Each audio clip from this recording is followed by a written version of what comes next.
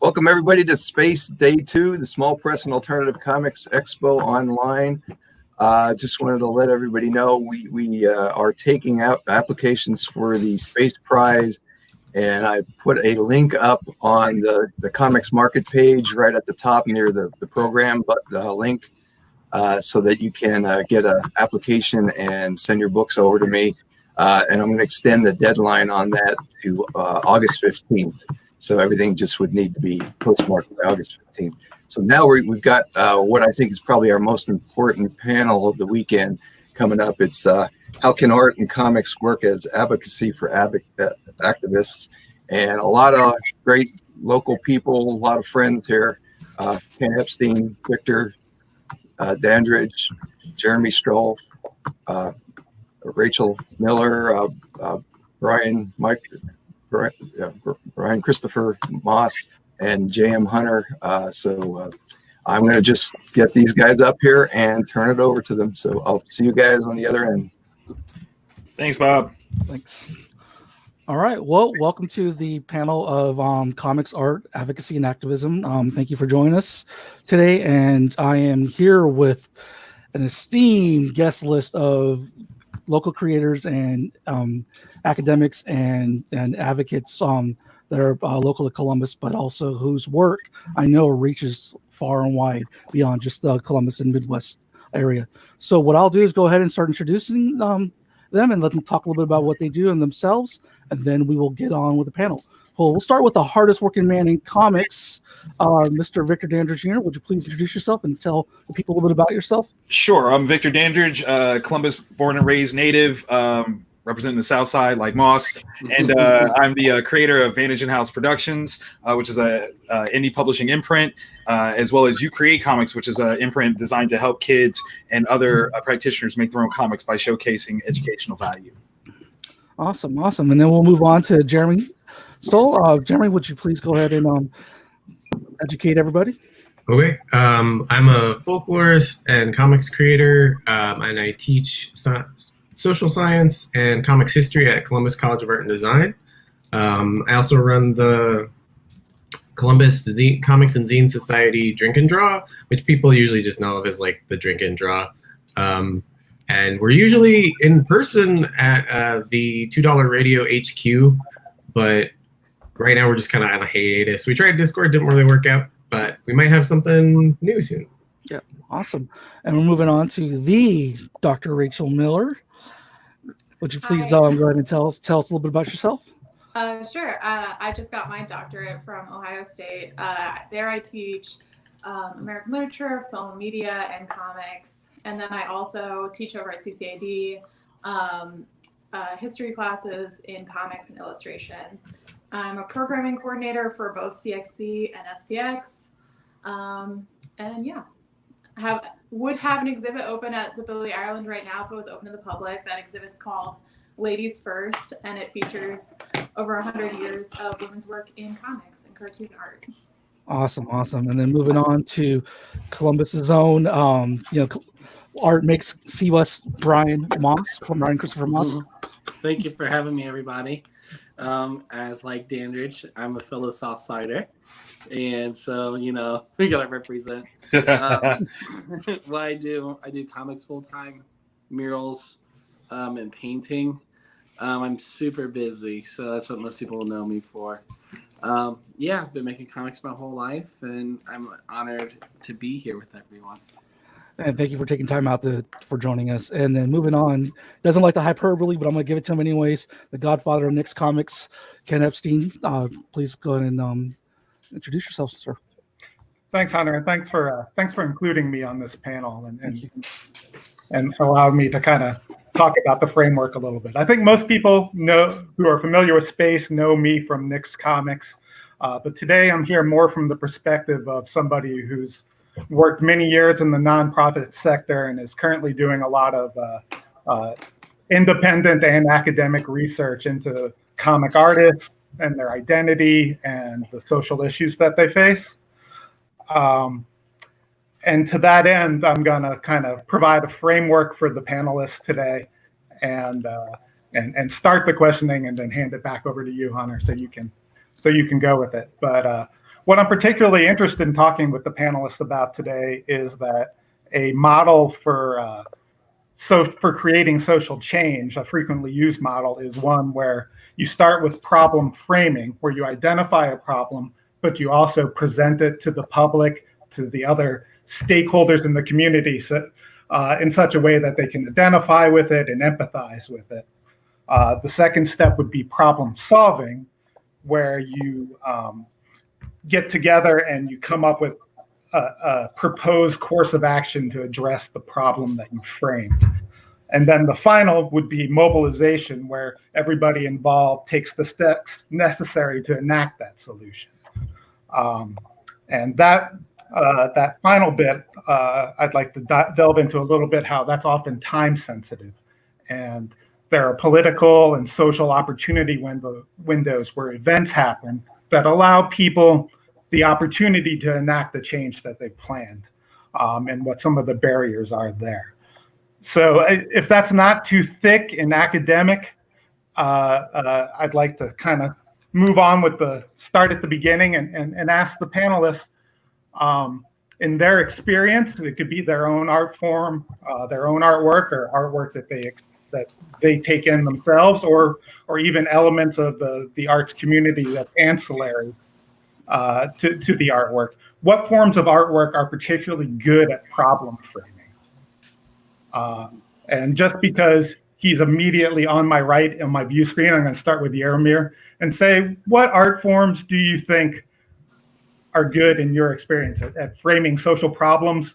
And it can be particular to the whole community or to artists themselves. Sorry, I've got like a pile of books here that might fall over at any moment, holding this up so that I don't look weird. I think I'm in a weird kind of space because as a folklorist and researcher, I've looked at comics activism, and specifically in India, looking at environmental activism through comics and graphic novels.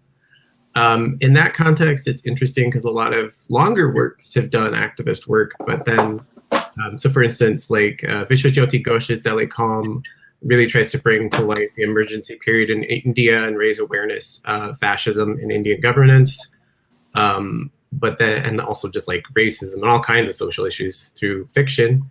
But then you have work like Aniruddha Sengupta and Priya Crayon did a book called Our Toxic World, which is a guide to how to live in an overly polluted urban space.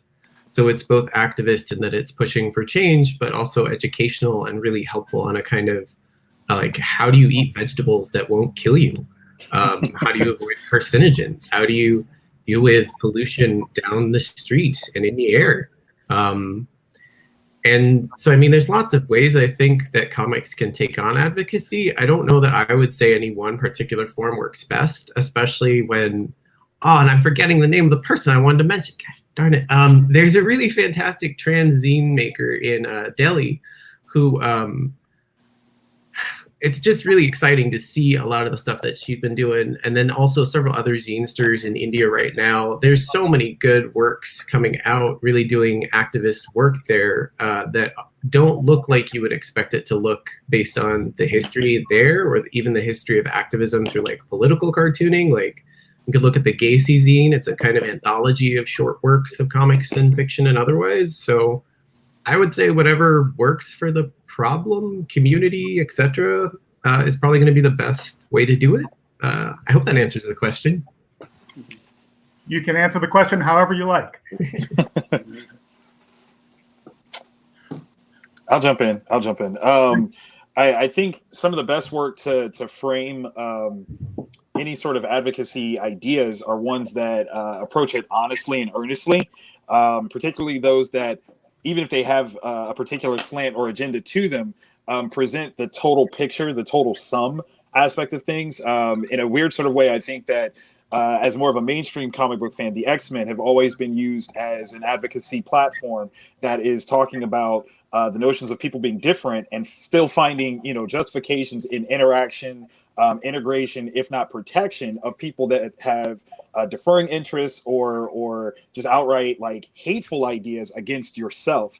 And I think that's been one of the best things about it, is that it's overt but still subtle. It's not necessarily about hitting you in the head about we should accept everybody, but what happens when people don't? Because that's the reality. There are going to be some people that won't accept you, and should you still fight for them? Should you still push as hard for them as you would your own issues? And I think X-Men as an advocacy conversation showcase is pretty brilliant in the way that they've done that over the decades of its inception.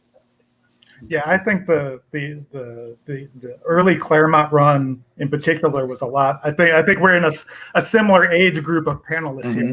I think that Claremont's run, particularly early on, really wrestled with some of those issues kind of through the 80s and on into the 90s. As a point before we get on to asking Rachel and Brian, in some ways, I think you do have to consider when you're problem framing the difference between activism and advocacy. Wherein activism is promoting the social change, but advocacy is more tailored towards speaking to power on behalf of people who aren't necessarily empowered or enfranchised. So I think the X-Men is interesting from the point of view of it was so far-reaching that it created that unified point of view between both people who may not be wealthy and who are wealthy, or who are people of color or not people of color. And with that, Rachel and Brian, I will let you guys fight over who gets to talk first. Did we go first, or you want to? I can talk. Yo, you're ready. She's ready to talk. That's awesome. Thinking about the opposite side of from mainstream comics, something that I look a lot at in my research, I focus particularly on the 90s and feminist media in the 90s, particularly self-published media. And I spend a lot of time comparing zines made by people in Riot Girl during that time to comics. And what I find about comics that's framing social issues is that by having people not just write about their life experience, but also visualize that experience, it pushes back against a lot of the issues within the scene, like the Riot Girl scene itself. So Riot Girl is often criticized for being predominantly white and not really dealing with issues of race very well. And I found a lot of mini comics that are by women of color, Black women, Latinx women, that push back against Riot Girl in these really radical visual and textual ways. So comics are very, very effective for framing social issues. Yeah. I agree with every panelist so far, and I wanted to add, so a lot of times with advocacy, the way I see it is the idea, it's more not the object, the production of the book, that the story in the book that is representative of advocacy. For me, it's more on the back end of employment. So hiring a POC or having people there who are being represented in the book, actually working on the book, I think is where the meaning of advocacy for me comes into play. Because a lot of times, just by being who you are, your identity, your expression is enough based upon your identity. So Victor might have something to express just from being a Black male. It doesn't have to be something politically charged per se. Just the fact that he's being able to express himself in a safe space is more than enough. So it doesn't always have to be with the intention behind the writing, I feel. And going back to just doubling down on that point of hiring people that actually, and that's a problem with the big two, right? The idea of hiring people that look like the people that are represented in the story. So yeah, that's my thoughts. Nice. Okay. Yeah. All right. So let's see. We actually have a set of questions that are already here, but I kind of would like to somewhat stay on the same framing and everything like that. So when we talk about framing, we talk about there's the art aspect of painting and galleries and bougie type of people that gather with cocktails and all that and attend a space to look at things on the wall. And then there's we hope that they're there to enjoy the medium of painting and the artist's work. And then there's actually comics, which is something that can get into the everyman person, I should say, every person's hands, more accessible. So I would like to, and then there's the education academic aspect of it, as far as like for example, this is going to be towards starting with Brian and Rachel, because both of you represent literally, murals, paintings, and type of gallery work, as well as putting on a gallery show with Billy Ireland, as well as being in the academia and education type of thing. So I guess getting to the point is basically how does your work, Brian, with painting and with the mural, especially with the latest Black Lives Matter, how do you view that in the framing of what Ken posed as far as activism and advocacy? And then Rachel, same question to you, but with your expertise. Mm-hmm. Yeah, I think that what I experienced with the mural idea, the concept of that was my responsibility was a lot with bringing everyone together. So a part of that advocacy goes back to inclusion and having people working on that. And I'm very transparent. Like, I don't have a problem rocking the boat.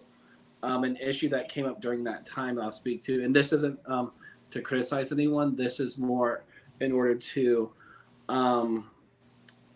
for us to learn and educate and come, to see both sides. So there's a lot of momentum going with the mural experience, which was supposed to be representative of like coming together. Obviously with BLM at the forefront of all that. And it's nice to have advocacy or support, let's say, from other minorities. But when they have, I want to say roughly, 70%. I have to go back and look at it to be accurate. Around 70% of the artists working on a specific mural for a bank was mostly white. And so there's resources. And so it's like, okay, do they donate that? But even with the idea of them controlling that money, and is it about the money? That's a big part of it because of, the facts of history, underserved communities. So I think there's a thing that we can learn or talk about or in the future about negotiating that space of what that looks like of support.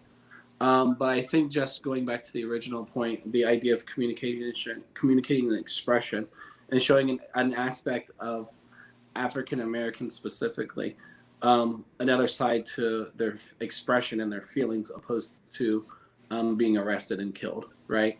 So I think just having something that simple, and it's not, I do this a lot. So it's one of those things where it's like the expression can be so simple, it doesn't have to be much. That's why people like mantras or quotes, these kind of things, but it's actually heals a lot. So sorry to go on that tirade, JM, a little bit, but I just wanted to communicate that even though there's work being done and there's support, it still gets a little fuzzy. And it's not a negative critique, but it's something, just feedback that I've seen. And I think, what does advocacy look like going forward from people who have a stronger platform for artists to be able to express themselves in? So I think the boards were a great representation of that. And I would say everything overall went very well. But I think we just have to double down sometimes on the original goal, and what does that look like and who should be represented for that. So advocacy, going back to volunteering and financial support of POC people, LGBTQ, all the above. So yeah, I mean, I really agree. Hey, this is what you're here for, Brian. This is what you're here for. So thank you. You don't worry about the length as much. I agree. As a Black man in a POC, I could even penetrate to paint a mural for BLM. I had to do it in my garage. Well, right. So that was a weird juxtaposition to observe. And on Twitter, it was abundant. And I was like, wow. So I felt being drowned out as a person who's been profiled and gone through the Black experience. You know what I mean? So, but this isn't about me. That's really important, Jay. I mean, you made a good point. You have to be able to express yourself. Yeah. Especially if it's a platform where you feel confident about. Exactly. And then now, Dr. Rachel. I love calling you Dr. Rachel. I apologize if you know. No, it's okay. I'll never get tired. But I see the work that you do, and I just want you to tell people more about it. And please weigh in. For sure. Going back to thinking about like resources and how you manage resources, and Yarmar can kind of speak to this as well, being that we're both teaching at in higher ed. But I'm always thinking about how do I give my students access to the resources that they need, whether that's taking a student, walking them over to Frederick Aldama during CXC and being like, this is SoulCon, like here, which I've done before with my students, or just giving them the space again to express themselves and to feel comfortable, like they can have ownership of the comics medium or whatever medium it is they're working in. And then on the other side of things, like as a curator, the work that I did with, Caitlin McGurk at the Billie Ireland for our show, thinking historically, I think it's really important to let people know the amount of work that it actually takes and the stories behind recovering this material so that we can present it to the public. So, for example, in that show, we have several original pieces by Jackie Orms, who is the first Black woman to have a nationally syndicated newspaper strip in the 1940s. And she also, based on that strip, created the first upscale Black baby doll. But getting those materials was extremely difficult and was actually something where the comic gods kind of smiled on us. One of our friends who's a cartoonist was in an Uber, and her Uber driver started talking about this collector that he knew who had all this material.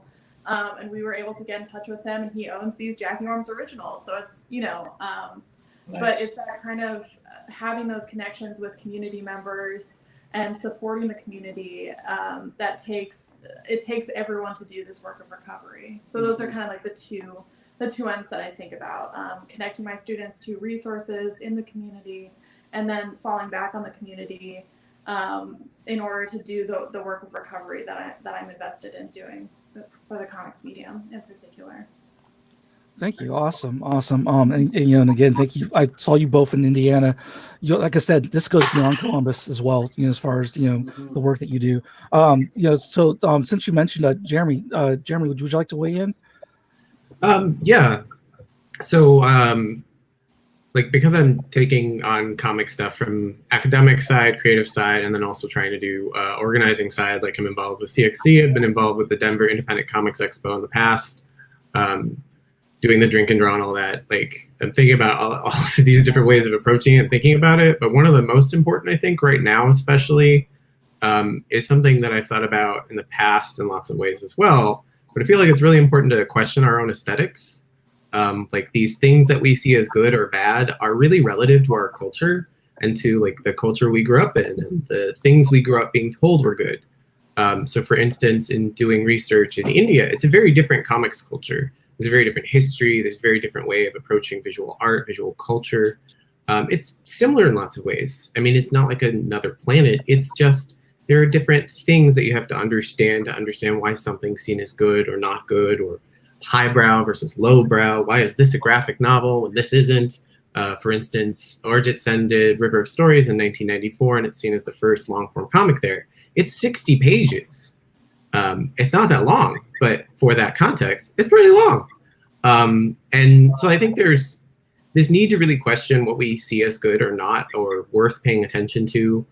So for instance, there's this fantastic collective, the Kadak Collective. It's an international group of women and LGBTQIA plus people, including several non-binary and genderqueer creators, who are all from South Asia, but they do all kinds of stories in all kinds of ways. And I've had different experiences with people. I brought a book by, I'm getting a little, pulling in different examples, but I just know so many things that are really relevant for this. So there's a book called Drawing the Line, Indian Women Fight Back, put out by Ad Astra Press in North America, but by a different group in India and elsewhere. But I brought that book to a reading of books for an award in Denver.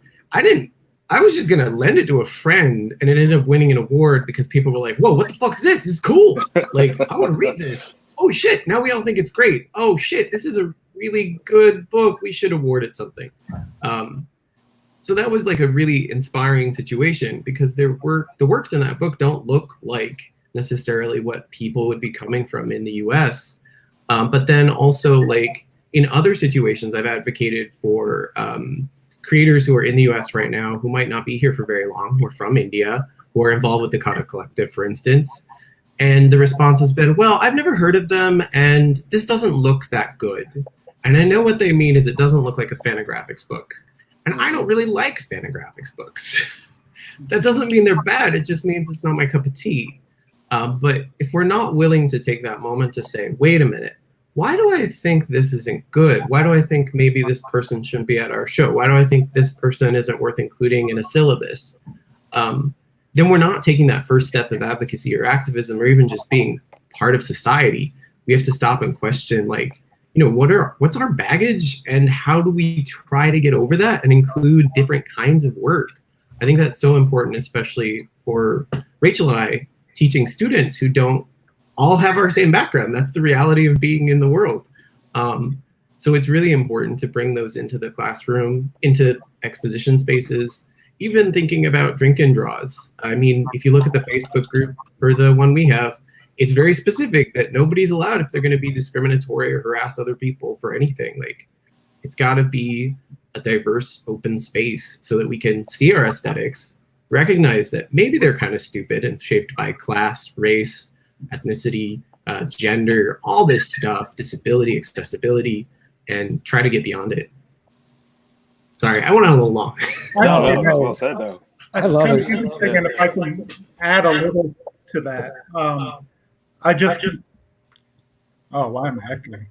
I apologize for that. I just completed a survey of about 240 comic artists, and when you separate out people who are said that they were members of a group that suffered from discrimination or bias, either presently or historically, versus the more enfranchised respondents, one of the big differences is they would like to see nonprofits offer services that involve creating new standards of products and format and pricing. And I think part of engaging with people who have been disenfranchised is looking at the way that they do things and come up with solutions and embracing that difference. And that's kind of at the core of what you're getting at. It's not just that you're not including people, you're not including their good ideas. And you can run a program that ends up being inherently backfires because there's an inherent cultural condescension or a cultural stereotype that we're describing to you. So I think what you just said was actually very important in the context of all three steps of social change, but particularly in problem framing. Yeah, definitely. You know what? We do have to confront our own bias, and I feel like our medium is so transformative, and that's why it's my favorite medium. I feel like it's literally in my blood. And confronting our own bias. I mean, I'm a better person and a better creator just for knowing each and every one of you. And every time, I learn from you and I soak it up. So moving on to Victor. Victor, I would love for you to speak more in regards to, you are, for lack of a better phrasing or hyperbole, you are a man on the street. Literally, you are in the trenches, going to these schools, going to the communities, and bringing the medium to these groups, to these kids, to these people. So in the same question, but in the framing of your work and what you do, would you mind please weighing in? Yeah. Well, first, let me clarify. So when it comes to being a person of color, specifically a Black creator, I identify that that's what I am, but not who I am. And that's ruffled a lot of feathers in my career so far, because there are a lot of people that feel like I should create with the intention of solely speaking to the Black experience, and I have no interest in that. That's not to dissuade anybody from doing that or to undermine anybody that chooses to create with that idea. But just as in all things, one idea or one representation is not a monolith of a culture, of a people. So I am maybe a little bit more middle of the road when it comes to my blackness. But I do recognize that that's exactly what I am, and I do see the importance therein. So where I might not lead with that factoid of, hey, I'm a Black creator and this is Black on Black everything, it is still a very strong responsibility in me to represent the possibilities of still being a Black creative, particularly in the comic book industry. So I do target a lot of institutions that might not have big swarms of diversity present. There are a lot of Southside specific locations. Currently I'm doing a superhero therapy project in conjunction with Barrick Rec Center on the South Side. So we're predominantly working with young Black kids who don't get the term of therapy as a positive. It's usually denoted as some sort of negative, or you're lacking in some sort of way. So we're trying to boost that concept that therapy is just a matter of finding ways to ethically deal with your problems. That's what it's all about. So more so than having the talking point be the thing, but the representation be the story that we try to showcase, or that I personally try to showcase. Like I said, being a Black creator is not who I am, but it's 100% what I am. And if you can glean something from that as a small child or anybody, that somehow inspires you to either act differently, promote yourself differently, or involve yourself with others differently, that's fantastic. I actually just did a short story with Justin Castaneda, the co-creator of Wonder Care. We did a short 4-page story called What Matters, and it was an explanation of the term Black Lives Matter. And the important part for me was specifically that there were people in my circle that, excuse my French, I'm a more palatable Black man. I'm not as aggressive. I'm not as militant. So you can ask me questions that might seem inflammatory to somebody else. And you can ask me, we can have an honest conversation. If you're wrong, I'll tell you you're wrong, but I won't, unfriend you. I won't demean you. My goal is to encourage you to see a different perspective. And that's what this work was. And the feedback that we got from it, because we weren't, so demonizing in our terminology, we weren't even necessarily, siding with Black Lives Matter as an organization, but a concept, which I think is far more powerful. An organization can have flaws because it's full of people, but concepts are beautiful. They're perfect. They're unbreakable. So by explaining the concept, and that's the point of what, the story was, we were able to reach a lot of people that normally would have had pushback and, oh no, but all lives matter. But in painting this easy, to understand explanation, we got far more people, with that honey than we did with any sort of vinegar of righteousness. So I'm more so that guy that is more about finding that middle ground and saying, okay, we can all peacefully coexist as long as we're all listening to each other. If we're finding that way to coexist, that's great. Everybody can win. And my win doesn't have to mean that you lose. And that's always my presentation goal. Yeah, I mean, you know what? The open hand and the closed fist, that's a good thing about hands, right? They do both. So, and right. I feel like both are needed. So I'm going to pose this next question starting with Ken, because Ken, I really love your mind when it comes to nonprofit and business and your approach, your analytical approach. So this question is, what are the barriers to creating comics and art that provide problem framing solutions? Would you like to go ahead and start us off on that, please? Well, I think some of the barriers have more to do with the nature of problem framing. Is who are you framing the problem for? And this goes a little bit to what Victor just said. You have to be embracing the people that you want to help and the people you want to influence into action.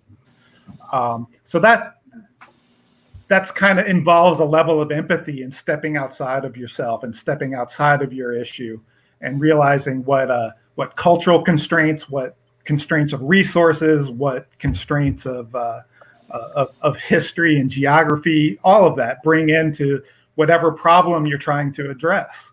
And that can be a lot to get into a comic book. That can be a lot to get into a single painting. That can be, unless you're willing to do lengthy epic poetry, it's a lot to get into a song. So any form of artwork, it's difficult to find something as as utile as like Black Lives Matter is.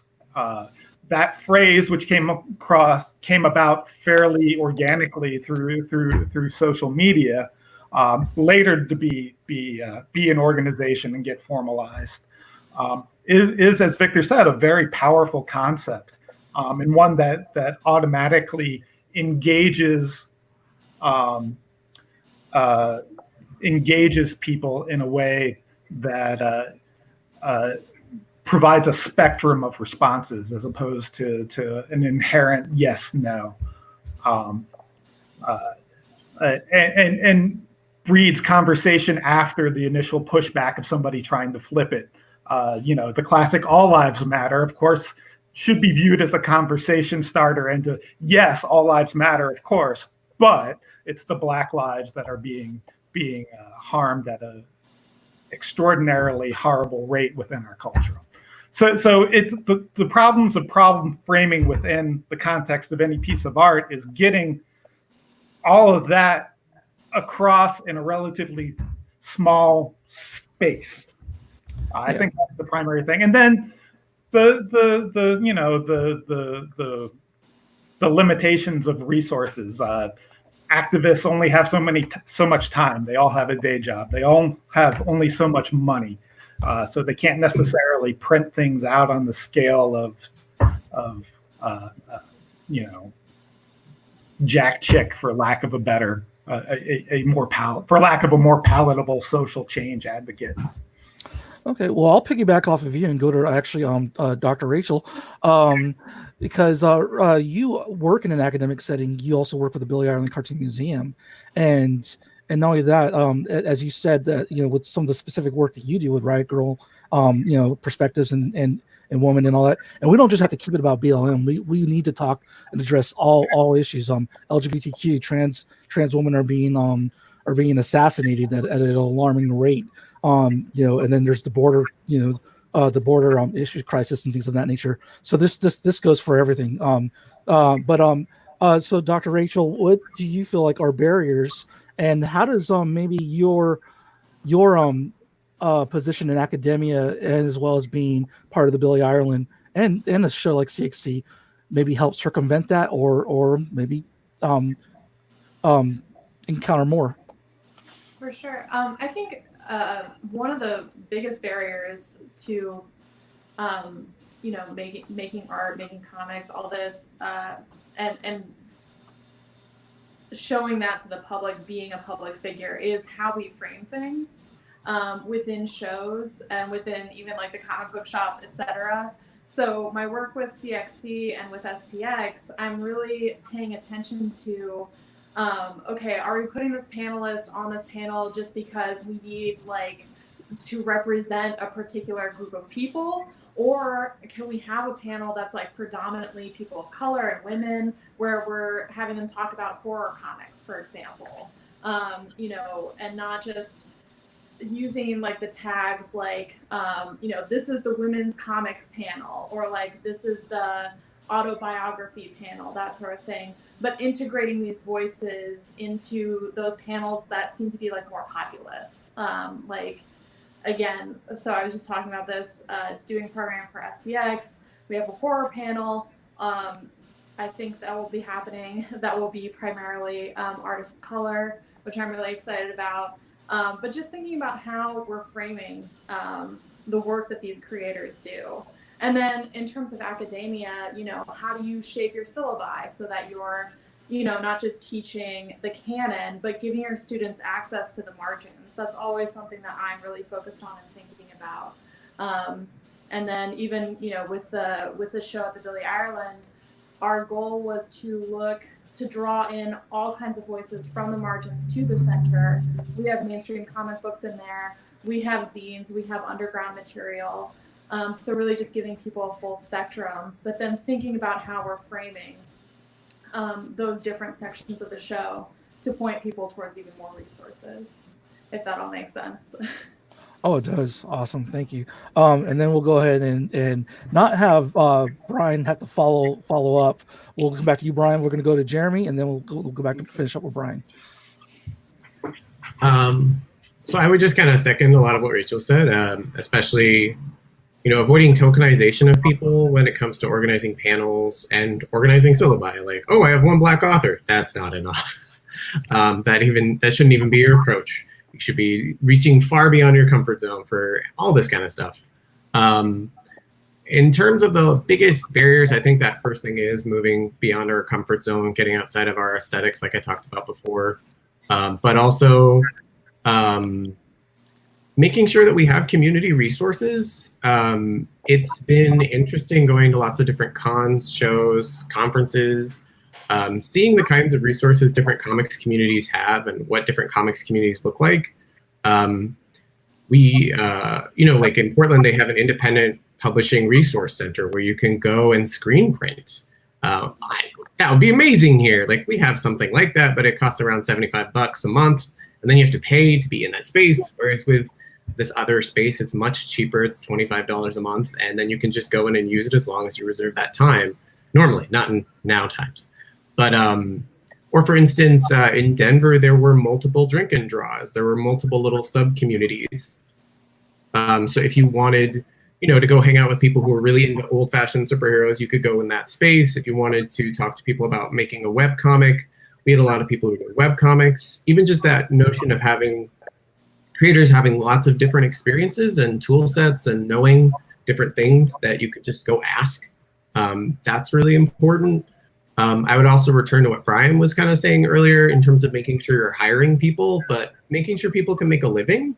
Like, I mean, the nib is fantastic, but even the nib struggles, and that's the problem. We need to be able to provide a living for people in the comics world, and to really make sure it's a space that people can inhabit, and make sure that in order to do activist work, people are getting paid.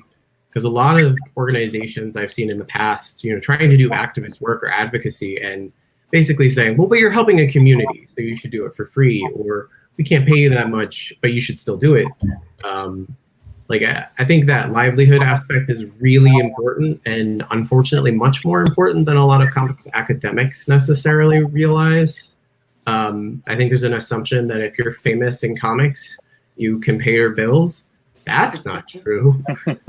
And that's a real problem that, are you gonna make the easy to make comic that pays your bills, or are you gonna make the hard to make comic that isn't gonna pay your bills, but it's really good for society? That's a really difficult choice, and it's not one a creator should have to make. You should be able to make the work that's important and make a living. Yeah. Preach. Well said. Preach. Oh, I would also say research skills. This is something I'm emphasizing with my students a lot. Like when you have to approach advocacy or activist work in comics, knowing how to do research is often really tough. And I won't say there's just one way of doing it. There's a lot of ways. And I think we should provide more training for comics creators as part of these kinds of projects. Like, oh, we want you to do a comic on the history of environmental issues stemming from fracking. We're going to put you together with an academic who will help you with that research or something like that. Oh yeah, as a student, as a person who's doing their MFA in comics, and I definitely feel the pressure of when it comes to the research and it's like, where do I start? And then I would have to often wonder how you all do it. You know what I mean? So yeah, definitely, man, preach. And then what? I'll reframe the question for you, Brian, real quick. Here is what are the barriers to creating comics and art? Maybe more on the art side. I would love to hear from you if you're inclined to weigh in on the art, painting, and you're very much a part of the community. As far as the art community here in Columbus, a lot of people think of you when they think of the art community in Columbus. So, what are some barriers as far as and some solutions? So the question is, what are some barriers and solutions to what's the last part of the question, or did I mishear you? Oh, sorry. So what are the barriers to creating comics and art that provide problem-framing solutions? Okay. I would say that it's interesting because the problem, how can I word this? Okay, so this might be kind of a weird answer. The problem is actually like history as like, where are you going? But it's like we can all tell a story about like how like history is incorrect, right? Something as simple as destroying the Christopher Columbus, taking not even destroy. Well, I say with pride destroying the statue, but with that statue going down, right? So everyone can, like, so Yarmir, like, you could easily debunk the concept of like the 9 old men, and how like that's not true. Rachel wrote an article about it, in fact. So it's one of those things where, like, I think revealing truth gives people a sense of pride. And what I mean by that is that as educators and researchers, it's our ability to, like, going back to what Yarmir's saying, teaching that person how to research. That's like a better gift than like teaching them how to draw, because like drawing's just man hours. So I think the problem and the solution is kind of within us, honestly, like the idea of communicating the honest history, or the history that is like actually that's a real history of it. You know what I mean? Like the real history, and then that can be disseminated into art. I mean, like that can be formatted into a comic, right? Or it could be represented in a painting. So I think it comes back down to the idea of being an authority and being confident in that concept. And then what do you do with that? So when you teach students, when Victor goes out and tells 400 kids in one day that they have the ability to create something, like, I think that's creating more of a story and a legacy, and that's the question and the answer at the same time. So I think there's a construction, and I think that's why we're all together, because we operate with that same code. You know what I mean? So I think there's that we're already doing it. I think it's just time to honor that and celebrate it, honestly. I think that looks like in the mural campaign that occurred. I think that looks like with CXC, SoulCon, with Space. These things are legacies already established. Space has been established and has an authority that no one else can take away from it. You know what I mean? So, and we all have that individually. So I think it's more just celebrating what we're already doing, and putting a light on that to make people feel more confident. So more awards, more honoring, So I think it's more celebratory at this point. Yeah, more money. Yes, more money always. Sorry, I had to put that in there. Just going off of what you were saying, because No, you're right. Because there's logistics involved, right? So being that there's logistics involved, this actually brings us to our final established question, and we'll see what kind of time we have.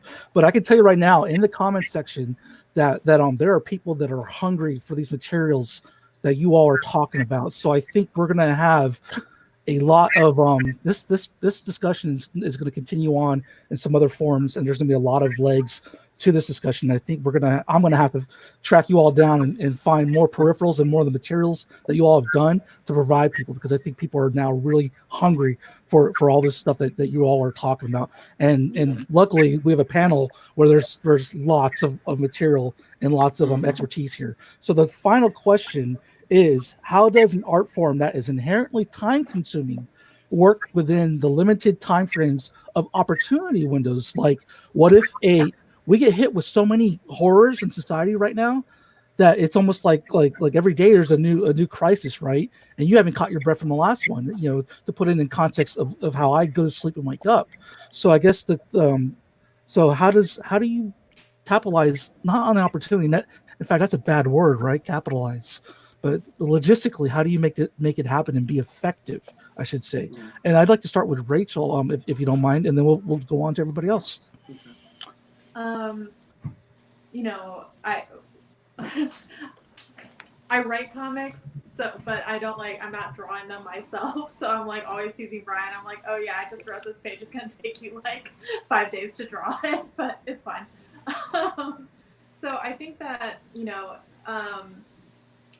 in terms of, it's very important for us culturally to remember our lived experiences during these moments of crisis. So, there are easy, like, day-to-day documentary things that you can do, like keeping a journal, or, even my research notes often work as, like, kind of diaristic for me.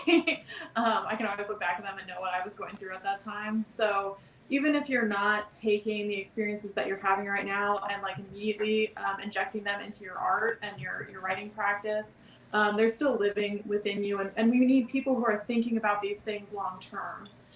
So my research, my dissertation took 4 years, and that, my ideas about it were kind of ever changing, ever shifting over that 4 years, as I responded to things that were happening in the world, etc. So it's okay to look at the long view of things and think about, like, reflecting on these experiences. You don't have to like immediately be, selling your comics and putting pen to paper. And, I think there's a lot of benefit in thinking about these things for a long period of time and then producing the art. You can also do it on the flip side, where you're making comics really fast, or you're going out and doing a mural, and that's very responsive, and that's effective as well. So, but I guess I would say just like don't get discouraged if it's taking you longer to kind of digest and process these moments. Okay, awesome. I mean, yeah. And then Brian, moving on to you, somebody who has to logistically deal with getting murals and organizing and getting the paint up there. You know what I mean? Yeah, I think a lot of it is there's good modeling within this group. What Ken and Victor have been doing, they've been employing people in Columbus for, 5 to 10 years easily. Like, they figured out a system to be able to self-sustain publishing. So I think it's a proactive approach, right? So I think that if you, and that comes to like the business side, those guys could put out a BLM book in a week, and there's no distribution channels right now, but they know how to do it because they were doing it without it. So you needed like, those are the important people when it comes to these things. And the reason I'm putting a spotlight on that is because what I do is tap into resources. So I look for the people who have these strengths. And so I'm constantly like having access to these points just because I know what the person does. That offers you a lot of power. And it's good to have a positive attitude and being there to help people. So I volunteer like 5 days out of the week. I work on the weekends. So that's another proactive approach to these things, because what happens, me volunteering to teach somebody how to paint allows me to, when there's 30 murals that need done, I can be like, yo, JM, you know how to do this. Boom. Like, I got a spot over here that needs done. So I think it's more of a proactive approach. What you're seeing now is just people delivering in spades because, like I said, I mean, Ken and Victor have been doing this for so long, publishing and paying people, that, it's kind of like, oh, thanks for catching up, everybody. You know what I mean? In the sense of like having that platform ready to go. You know what I mean? So it's one of those things where I'm honoring, acknowledging these things, and tapping into resources. So I don't have to be the best publisher because I know those two guys. You know what I mean? So it's one of those kind of things where tapping into your resources and knowing what your strengths are, and then discipline. The other side of that is just practicing your craft.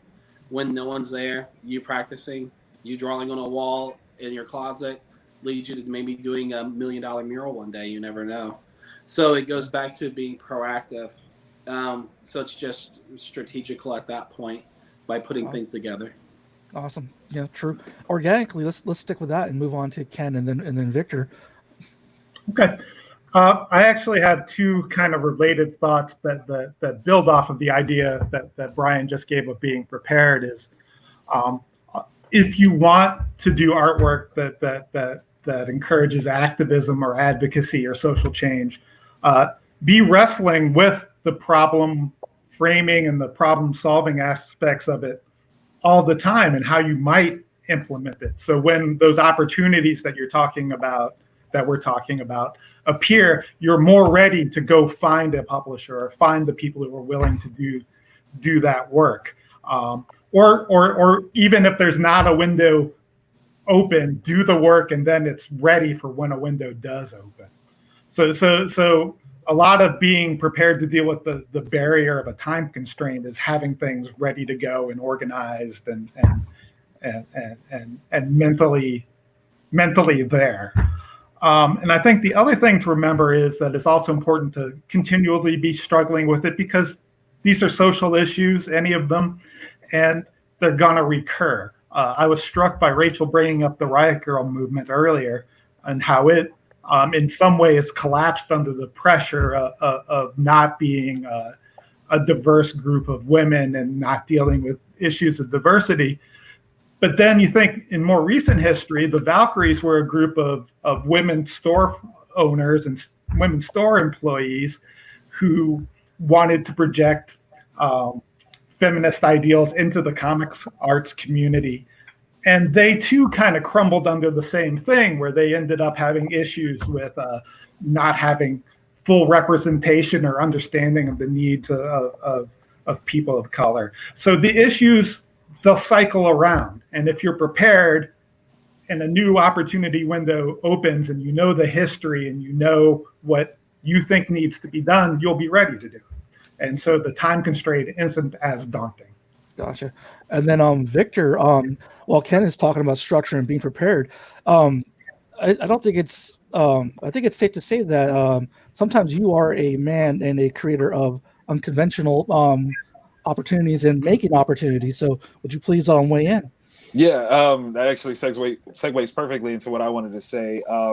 Talking about what, yeah, you did a really good job there. What both or actually what everybody has actually said is really to look at the creative side of how you answer these questions, how you approach these things. The biggest thing that everybody, from at least a comic book standpoint, or even any other standpoint, honestly, you have to recognize that you're telling a story. And stories are the things that kind of unite us as humans. And it also is the best way for us to pass along survival information. And as we're trying to change things, ultimately trying to affect the survival of, our individual selves as well as our creative collective whole, figuring out better ways to tell those stories in faster, shorter, simpler means is also a great idea. As Brian is doing murals, that's a single image to, constitute a whole idea. Distill that down to a meme, and you're just as effective even with the things that you're trying to tell. So my thing is not to necessarily have to tell such a huge, portion of the story or a huge idea. Make it small, make it simple. As much as it's kind of, berated us in the media with both, passion and interest, Black Lives Matter, that's 3 words. We can simplify it down to BLM and we all know what it means. That's huge. So if you can take something, conceptualize it to an idea and represent it visually, that's a huge way of sharing that story and showcasing your impression of it without it being overtly time consuming. You could do that on a daily basis. We see, editorial cartoonists do that every day, where they have something important to say and they are able to show it, sometimes in a satirical manner. You don't always have to do that.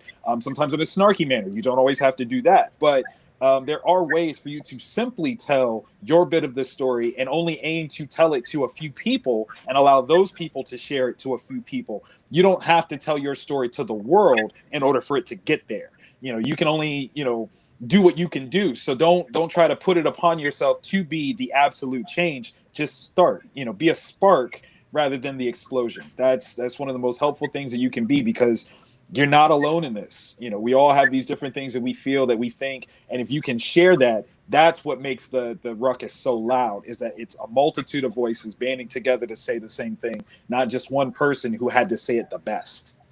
And as you always say, don't ask for permission, right? Just do it. Yeah. Just do it. Before the Bob Father comes back and tells me time's up, I want to get Jaromir in here. You are a creator, an artist who knows about deadlines, and you're also an educator and a teacher. And you mentioned the research thing, which was awesome. And you also have to get your students, so logistics and timing and those framework of timing is something that you have to deal with on both ends. Would you please wrap us up with Sure. your insight? The number one thing, which I always emphasize to students, is be communicative. So just always tell people where you're at. If you're not going to make a deadline, you just say you're not going to make a deadline. Deadlines are cultural constructions, much like time. The idea of time as a unit is something we created as part of a capitalist society. It's not real. Time just passes. It doesn't count. It's not wasted. It's time. So the first thing is just be communicative. The second thing is be forgiving with yourself and others. Like, there are so many times that I've spent hours hating myself for not meeting a deadline, and then the editor or whoever gets back to me is like, oh yeah, I wasn't even gonna read this for like 2 weeks, so whatever. Like, be forgiving with yourself, be forgiving with others. People are going to go through really difficult stuff sometimes, and they may not feel comfortable telling you that. So when someone says, I'm not going to make the deadline, I can't tell you why, they might have just lost someone, and they don't want to tell you. So coming back and saying, well, I really need it by tomorrow by 5. It's like, do you? Be realistic. So be forgiving, be communicative. The other thing is just recognize we live in a capitalist society, and there's a lot of stuff we don't value. We don't say, yeah, I got a lot of work to do tomorrow. I'm going to go home and process my trauma. We should. We don't say, I'm going to go home tomorrow and make a meal for myself and then take a nap and then make another meal. And I'm going to like pay attention to my sleep cycle. Like there are days where I'm just like, I'm going to go dig in some dirt and I'm not going to talk to anyone else. Fuck you all. I need to just be digging in the dirt, gardening, looking at plants. I can't make comics. I can't write an article. That's all there is. So I think that's one of the biggest things that I emphasize to students and friends. Like there are just going to be days where you're not a comics creator because you're not. You're someone who makes comics. You're a person struggling to find their way in this world, and that's all we all are. When you get down to it, past all the cultural constructions. So just recognize that is what I would say. That's very froofy existentialist and not necessarily helpful if you're facing down a deadline. I love it. Important to remember. I love it. Time is not real in a capitalist society. I'm telling my student loan providers that. So they still have to meet their deadlines. Thank you again, panel. Thank you so much. Hey, and guys, it sounds like you could have kept going for a while. I have this technology now, and I was thinking about doing some, little short shows, evenings, things like that. If you guys are interested in coming back and do part 2, would be great. So just once I get that figured out, I'll contact people and see if they want to do that. Awesome. The other thing is I did put some links over in the comments for each of you, and I don't know if I picked the best ones. People were interested in some of the projects you guys were talking about. So if you got some better links you want in there, go ahead and insert them. That comment column will be going on all day, so you'll be able to get in there. Cool. So appreciate it. It was a great panel. So. Thank you. Thanks a lot. Thank you. Bye, everybody. Bye. See you later. All right.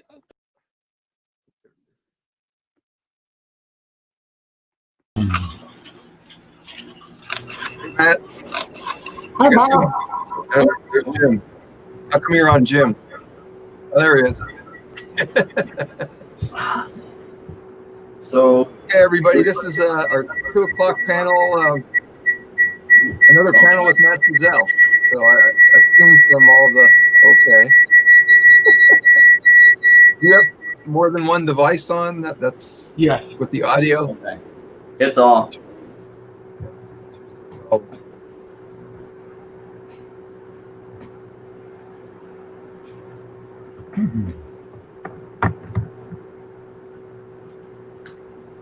Check.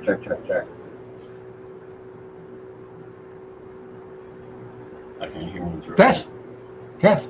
Oh, wow. Try these. So do I, if I'm here talking to Jim, if I'm talking to Jim in the same room, do I need the headphones on? Yeah, you probably should put the headphones on because I think we're getting a little echo.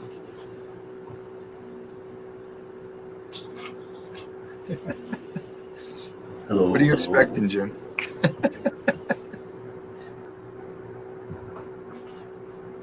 Okie dokie. Anyone speaking but me? Someone say something. Well, I'm welcoming Jim Mackey over to the house since he's got the beekeeper outfit on. Get a little bit of an echo. We're in the middle of a pandemic. Are you able to see his paperback? He has a drawing section of his table. And we're off. Did you or did you not say when you were in high school you read Strangle's History of Comics? Explain that. But in it you talk about how you Got the volume on whatever else you're looking at, whatever else you have on, because I'm getting an echo. There's there's something else. Do you have a phone on or something? This is picking up my sound. Try that. Should I mute myself? No, you can't do that. Yeah, go ahead. Say something now. See if I can hear my you. mic is muted now. Say something again. My mic is muted now. Okay, now you sound better. All right. You're not getting an echo. You're a little further away, but you're not getting an echo. I think I had muted my microphone. Everything okie dokie. It's hard for me to hear you or understand or think about what I'm going to say or anything when I'm hearing myself on an echo. We'll just talk So then. I can just take out my earbuds, but I can't Yeah, hear. I mean, Bob. you sound okay now. You might have. I'll You're a hear little him. further away. You might have to yell. So it's going to be. Okay, well, picking up are you this guys one. going to do This some one's screen going to shares? pick you up. Okay, I'll talk to the mic. No, I'm we're going to just get gonna, off. anything we have, we're going to place under the Matt's camera. Well, I'm going to get off. I'll pick you up at the end then. So And we're off. So we're live? Yep. Oh, I forgot to set my countdown timer. Oh, well. you are live. All right. What if I turned on my mic now? Is that off? I mean, does that sound okay now? We're I'm not listening to my earbuds. getting that echo again. I'm getting the echo again. So let me turn on my Should I speaker. turn off my mic? Let me turn on my speaker. Turn your mic off. And I'll turn on this. Okay, my mic is muted. Are you able to hear either one of us?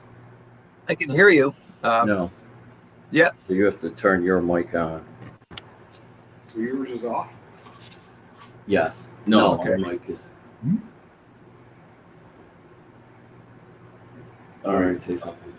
My mic is unmuted. The mic both- is live now. Both sound fine now. So I cannot So hear. Oh, I put it in leave it as it is. All right, say that again. My mic is live now. It is unmuted. Yeah, I can hear that. So let's just go. Awesome. Are you able to hear us, Bob? I can hear you. I think there's still a little echo, but Okay, let's go ahead. We're getting it. This mic is the live one now. that's okay. We went to the moon, and that's all that matters. All right. So, you talked about how Hank Ketchum, how we just use the background. Yeah. So sparse. Ketchum. He's like one of the greatest cartoonists. I've noticed now going back through single panel cartoons, it seems like they are the most sparse. And I've noticed a box with a handle becomes a refrigerator, and a line down the side of a square becomes a curtain. When did you first notice the trying to thin out your drawings? It was only about 1979. I started picking up these 50-cent Dennis the Menace paperbacks. And I think the trick is the way to read Dennis the Menace is to ignore the caption. You take away the caption, and that's like a Norman Rockwell painting. It's just a composition, you know. The guy uses lights and darks, and the way he does abstracts, like that bush, and the way he uses like he renders that tree, and it's just he's a master. I think one of the most important things is also understanding if you continue the paneling across, it detracts from the drawing, because then it seems like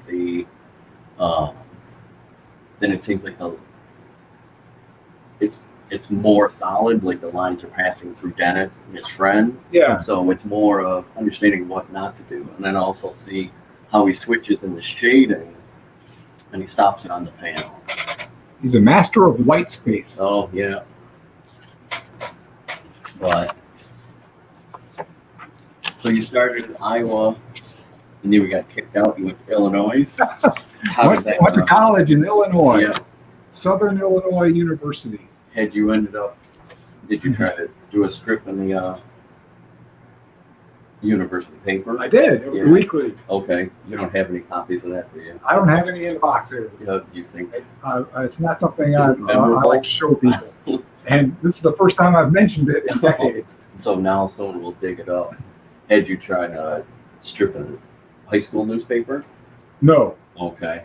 Did they have a high school newspaper? they did. Yeah. And I worked on the staff at the high school newspaper. Don't admit it. I did a few, sorry, I did a few illustrations for it, but I didn't do a comic strip for that. Oh, okay. Yeah. I was doing stick figure comics. So did you consider, or you No. just didn't think it would fit in, I didn't think it would fit in. and it'd probably be too revealing? Yeah. Oh, that's the guy. He sits at the lunch table. But But it's funny because I was like drawing comics constantly in high school. okay. Yeah. When you go back over the other ones, can you see the direct influences on them? Yes. Okay. How you were able, you were figuring out spacing and timing. Exactly. That's one of the Like, things I'll write a comic. I try to explain to people. It's like, oh, how you draw it depends on how quickly you read it. What are you talking about? It's just like movies. If you speed it up or slow it down, you control the Check it you out. control the reader. An early Boardman comic. Oh, Boardman. Now it's on the table here. Yeah. But So this is interesting. I was doing this in high school. okay. It's on the back of a Report. some kind of pop quiz in Spanish. Yeah. It never got turned in. That's why you never graduated. See, I just crossed stuff out. But I used a character called Boardman because I was bored. I think, when you're bored, entertain yourself by drawing comics. Oh yeah. I just started. I gridded off a page with a bunch of 1-inch square panels, like TV screens, because I was Okay. always watching cartoons Yeah. on TV. And the interesting thing about this is that Boardman goes to the scene of the crime and socks the villain who executes an arc, making the whistle going through the air and lands flat. And we did that again in the Cynical Man movie. And it's the reflected in the Cynical Man's first adventure with the Board of Superheroes, where he socks the robber. And, Yeah. Yeah. Tweet! That is interesting. Flop. Also in his first fight with Antisocial Man in the second Cynical Man movie, Oh, yeah. 1980. So that's He the thing socks him and goes tweet. with Boardman, you could almost think if they could mention he was the founder of the Board of Superheroes. Yeah, but never. it's the golden age Yeah. Boardman. But so then, It's an old guy complaining about comics these days now. so then I see that. When did you move to St. Louis? After college? That was after many adventures out of college, Okay. and I met my future wife, Karen Majewski, and we moved in together when I got a job in St. Louis running a used record store. Oh, okay. And that was before your turn at the newsstand, or was it after? That was before their turn at the newsstand. Oh, We okay. did 1 year in St. Louis, and I worked at a record store, Oh, all right. used record store, and we played nothing but anything I wanted And- all day, Yeah. which was Elvis Costello, Clash, and the Ramones. Uh-huh. And we had these record store handouts. Oh, instant cash for your used records. Bring them into Wuxtrees. I did the illustration on that, but again, there's a little downtime in a record store in the middle of the week, Tuesday, when no one's selling their records or buying their records. So you start drawing comics on the Yeah. back of a handout. On company time? This is not available comics number 1. Oh, yeah. Invasion of Earth. It's got a little paste up of a Boy Scout, and it's got like swipes of record album covers. There's Elvis Costello and Joey Ramone. Some guy I don't know who he is.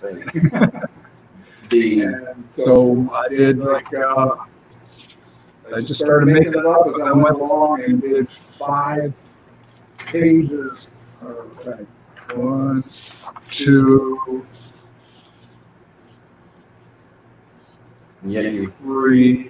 hadn't quite figured out folding the paper in half yet. That's right. I had never seen a mini comic at this time.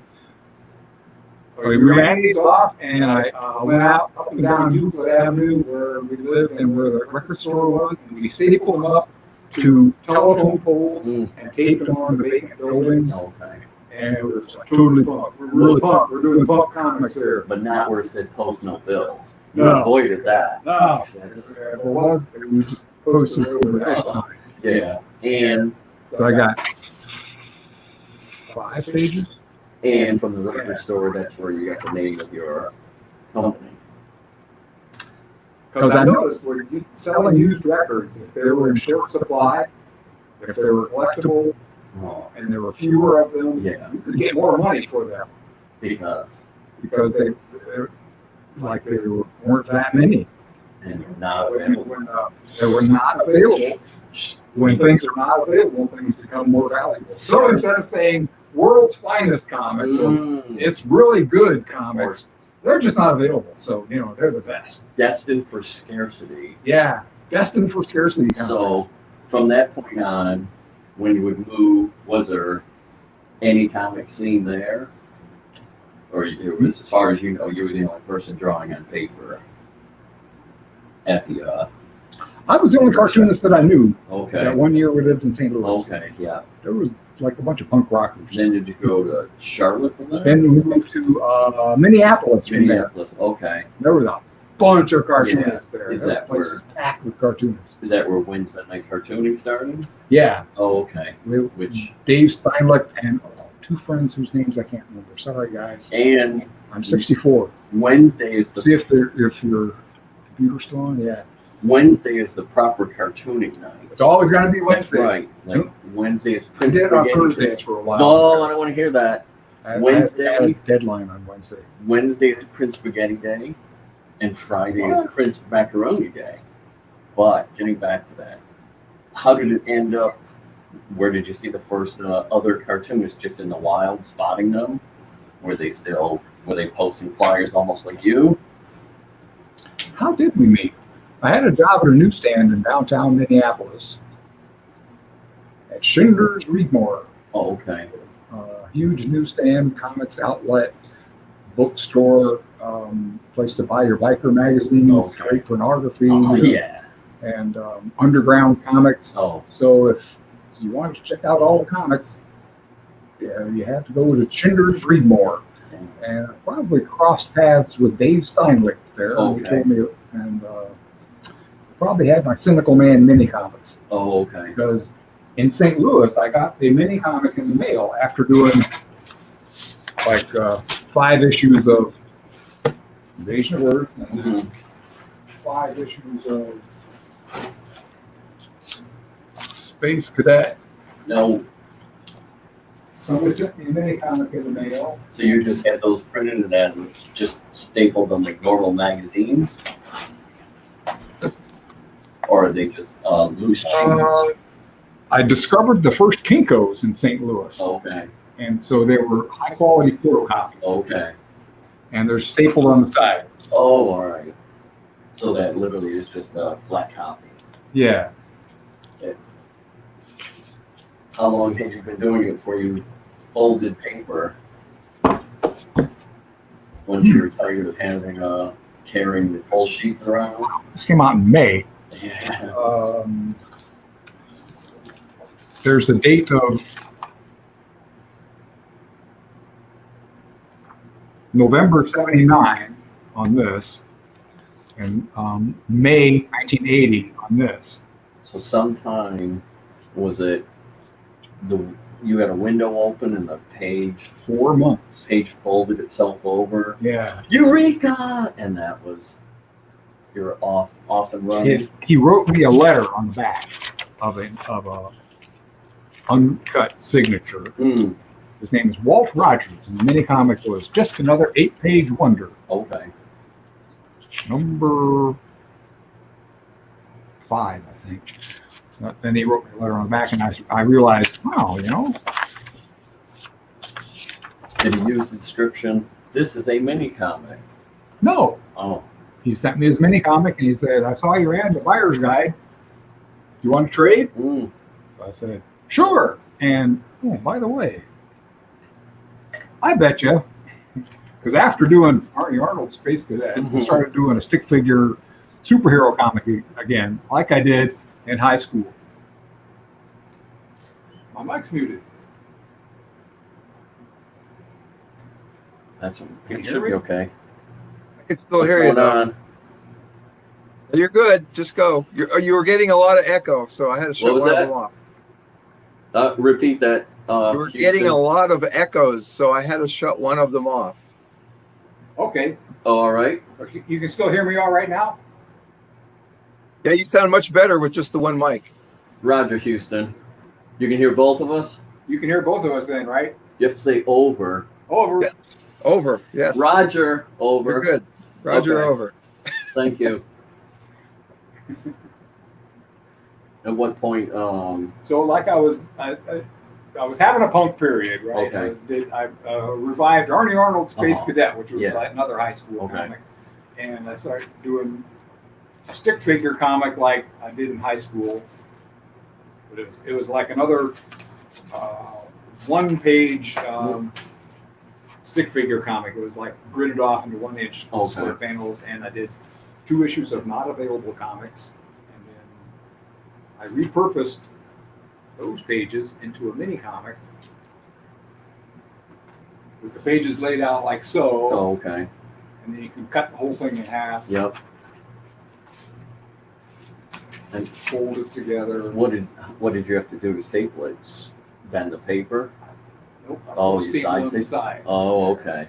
From Didn't the get my first saddle staple for continued it from 2 the first years. one.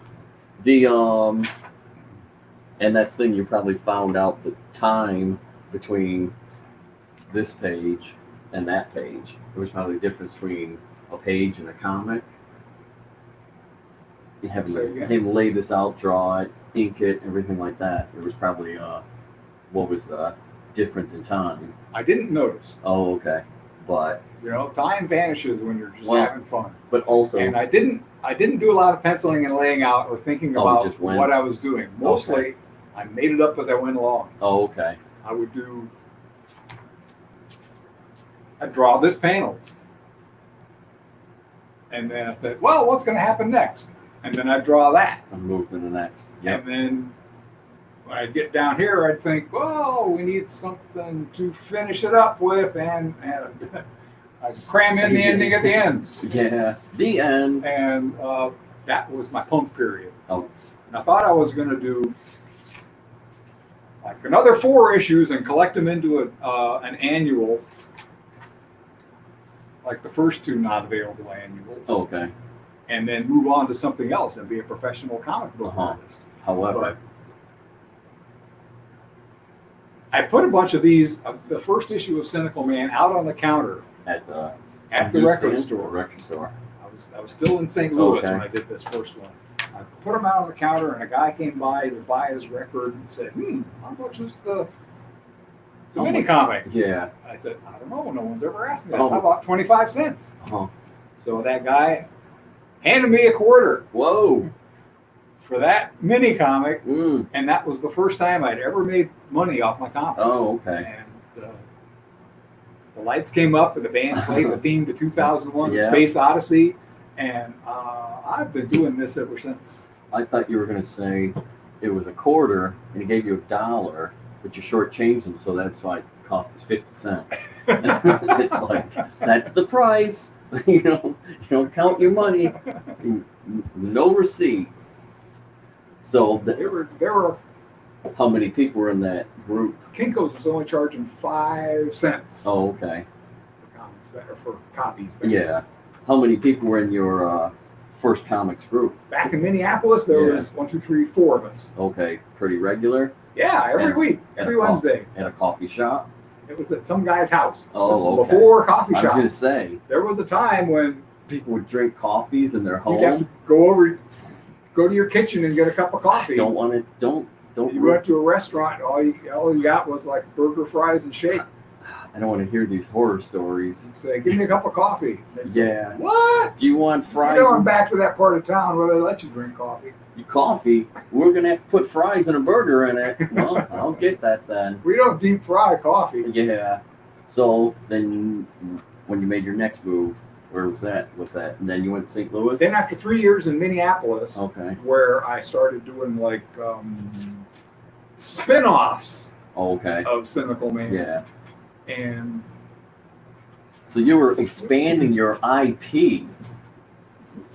You were maximizing your return. no, because the guy sent me his mini comics. Mm. I did their look.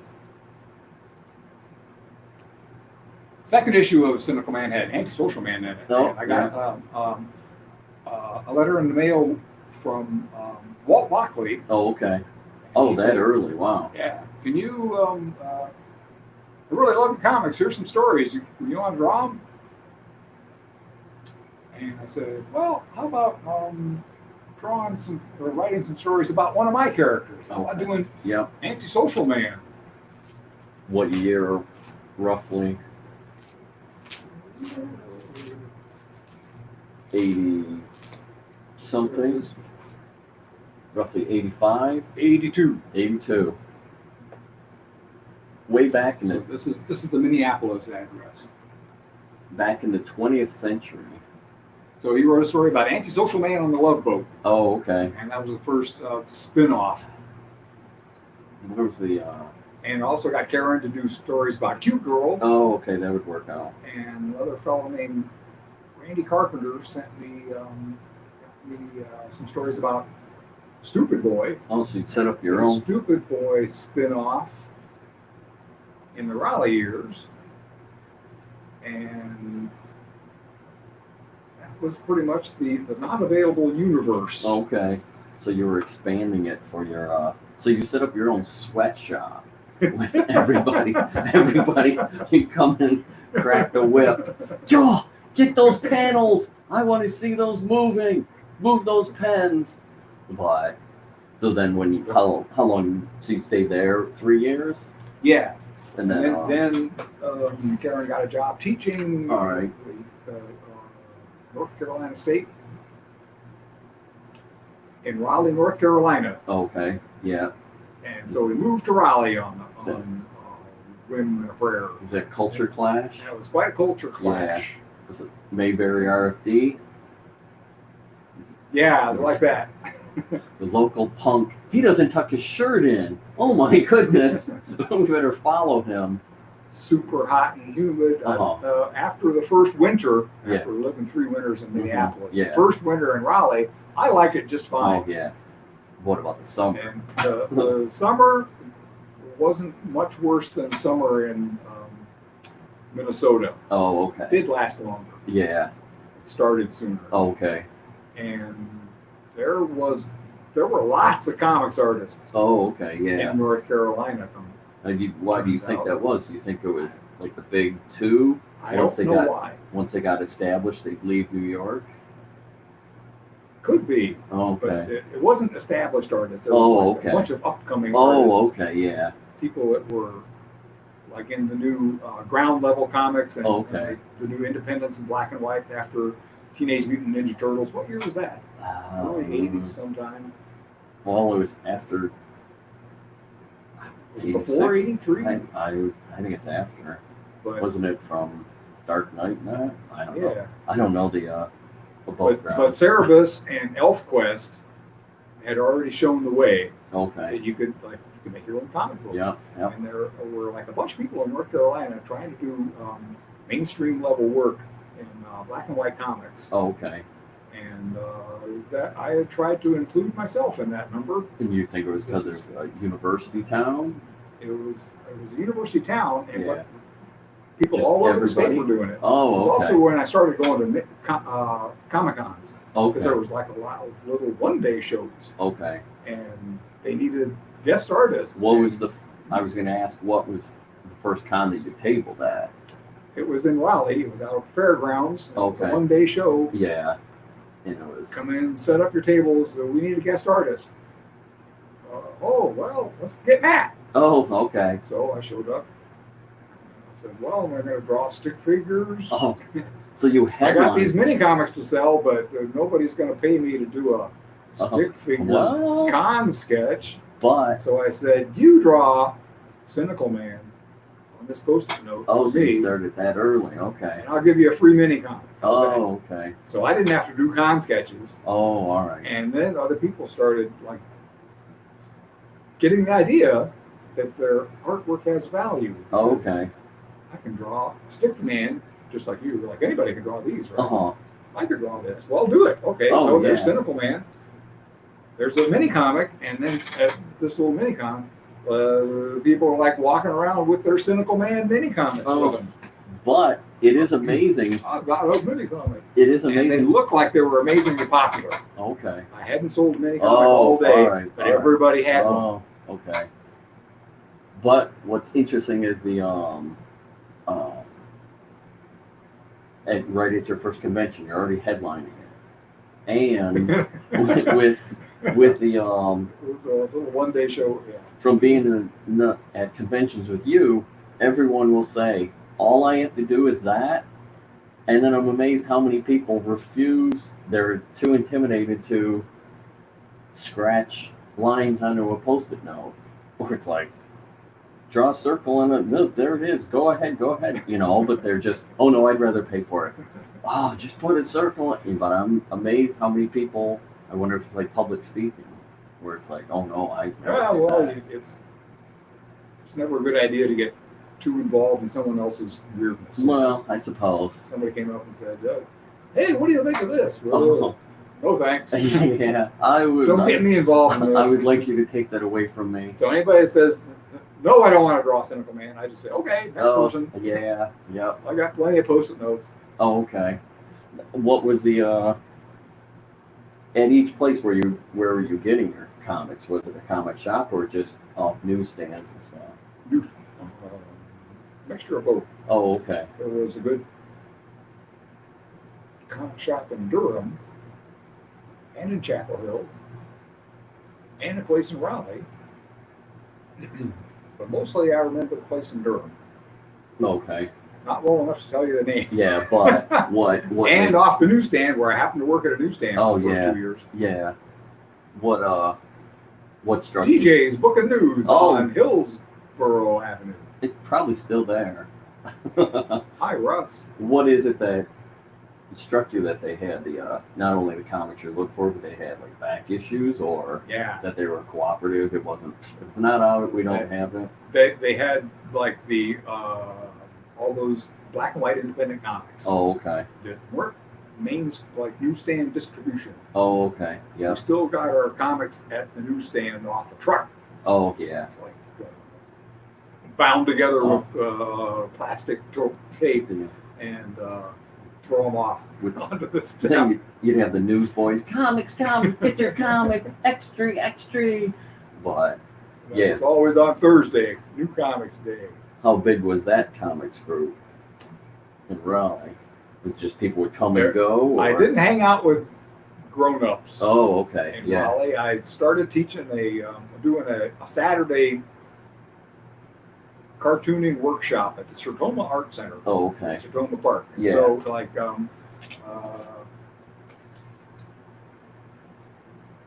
then that kind of evolved into a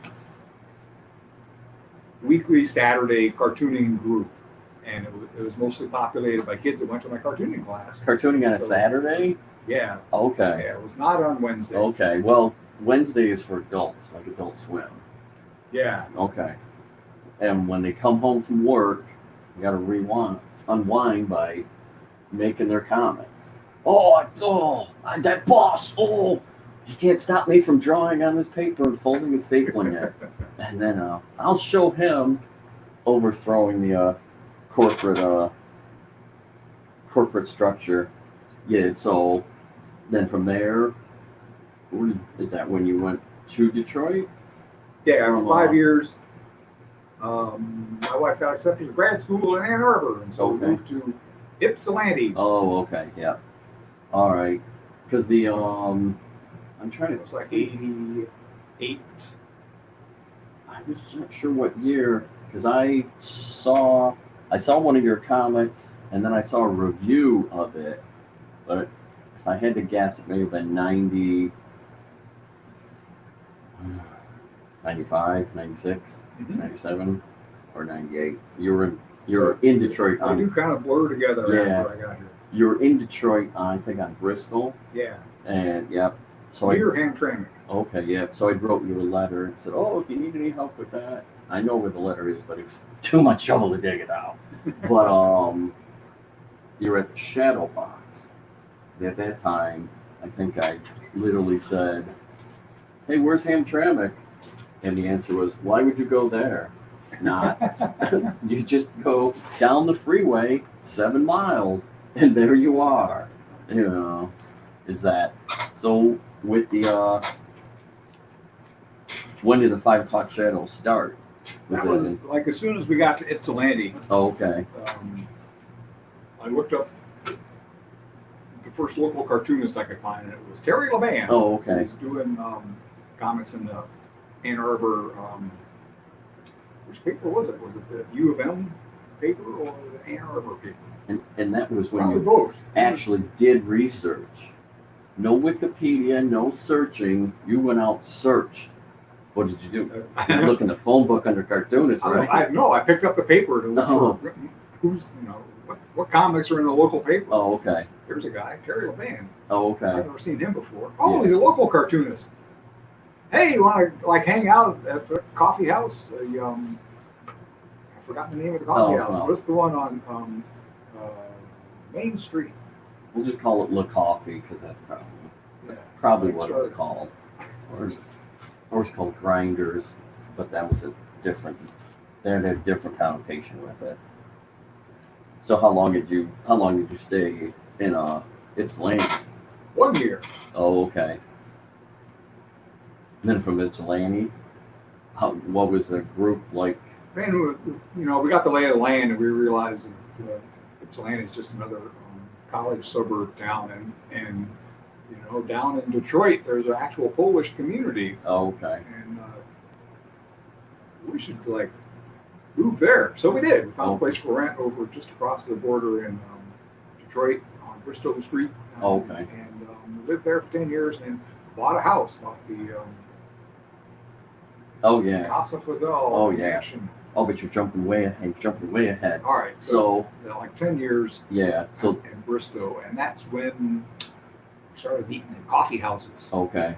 And in Royal Oak. Oh yeah, Royal Oak. Because the original 5 O'Clock Shadow was me and Terry LeBand, and then there was Matt Madden, and then some other Ann Arbor cartoonists, and then more people whose names I can't remember. Okay. But they were just started joining us when we moved to Hamtramck in Detroit. Started meeting in Royal Oak at that coffee house up there. Just sheafs of these 5 O'Clock Shadows. And it would just be people, friend of a friend, or coming, going. How did they find out about us? Or they were probably hanging out at that coffee house too, and said, "What are you guys doing? We're on comics. We meet here every Wednesday." And they were like, "Why don't you show up?" I just want to borrow the spoon. I don't need your life story. Yeah. But did you notice the group was pretty consistent, or people would just come and go? It was pretty consistent. Okay, yep. And then, how quickly, once you moved to, had you done any cartooning in Hamtramck when you were in Detroit? Yeah. Okay. It was Shadow Box Cafe. Oh, okay. That's when you switched over? Yeah. When did you switch over from Royal Oak to once they kicked you out? Once they saw what your kids were doing, they said, "You can't do that in this coffee shop." I think as soon as a coffee house opened up in Hamtramck, oh, we okay, realized we got to be here. Yeah. By that time, we were hanging out with Sean Beery. Oh, okay. Maybe Suzanne Bauman was here by then. So you had met him in the Royal Oak, or just when you came over here? I met him at the Metro Times. Oh yeah, that's right. All right. Well, you should go into But you worked at Orbit before Metro Times, right? No, Metro Times was first. Oh, okay. So when Karen got I had gotten my first newspaper job in North Carolina, okay, and so we moved up to Ypsilanti. I went to the Ypsilanti paper and said, "Do you need any help?" And they said, "Why, yes, we do." So I worked in newspaper production there, okay, and then I got What there year? was a classified ad. It was the year we moved there, '88. okay, And then '89, I answered a classified ad in the Metro Times, which we got out in Ypsilanti. It said, production artist wanted. And I said, yes, I want to do that. okay. And they said, okay, we'll put you to work. And so I quit the Ypsilanti Press and went to Flip the work at table Weekly over, Entertainment, Entertainment Weekly. And it was all, I found my niche there. Yeah. Yeah, And you used everything you used on your high school newspaper. exactly. It was like, I got this. I've been doing this 50 years. But did you meet anyone through that paper? Secret cartoonists on the staff? Just Sean. Oh, okay, yeah. But that was Metro Times. Yeah. Were there any cartoonists at the other paper you had worked at? No. Oh, okay. There may have been, but they didn't want to associate. Yeah. Said, oh, if they find out, we'll be out of here so fast. Yeah. So started meeting. Was Shadowbox the first coffee shop? Yeah. Because then you had a run of shut down a lot of places by cartooning there. We got the reputation after a while. If we picked a place to meet regularly, it would go out of business. So that's when we started doing the revolving Oh, so you spread the technique. We never met at the same coffee house twice. you spread the misery around. Yeah. You saw. Okay. Well, we meet not twice in a row. Okay. That way. Like right now, we're meeting 4 different places. We were Wow, meeting yeah. until the pandemic. Now we're on the internet, but everywhere and nowhere at the same time. But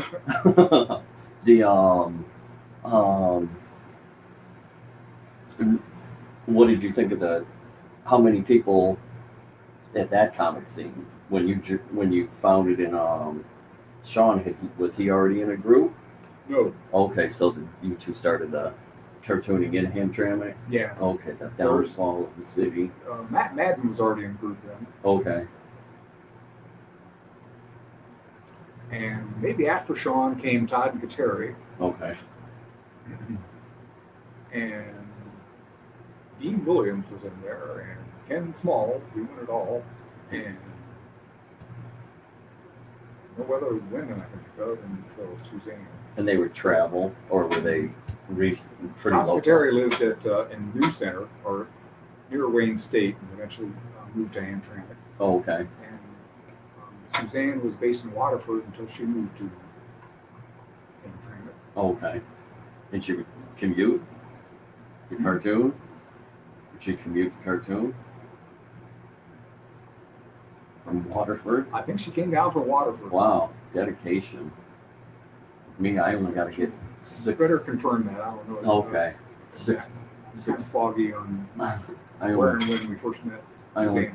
only She might got. have been going to school in Kalamazoo when I first met her. Oh, okay. Yeah, at a convention? We had a Or? mini comic day at a comic shop. Oh, okay. So Yeah. we all went from Detroit out to Kalamazoo Oh, okay. for mini comic day. The big city artists roll in, start tipping cows over and such.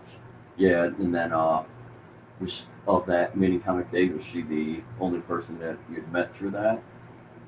Yeah. Oh, okay, yeah. And then so how long had you been at Metro Times till Orbit sprung up? A couple of years.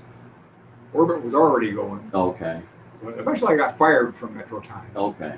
And You left to pursue I other. left to pursue other interests. Okay. I worked at a different paper after that, Huh. and then I answered an ad in Orbit magazine to help out production monthly, and so I started there. How quickly? That's what led to the Cynical Man newspaper weekly. Okay. How quickly, once you got there, did you start doing the Cynical Man strip? Took a couple of years. Oh, okay. So you got your claws in them, and then you saw, okay, I can't be removed from the system. They weren't paying for comics. Oh, At well. least they weren't going to pay me to do Oh, comics. okay. But they would pay me to do ad layout for them. That Okay. was the valuable thing I brought to But- the table. And every month or so, they would have an empty spot on the back page, Okay. and they would use a comic strip there. And they already had Craig Colan's older brother, who was a really good cartoonist, and another guy in Chicago. And so they were like had some real cartoonists. Okay. Some But good people. go back to, because you had, those are your, go back to your earlier paperbacks. Those were collections of just the mini comics, and now these were just the newspaper strips? Yeah. Okay, how did it end up that you put out a collection of mini comics at that time? That was when I lived in Raleigh. It was like 87.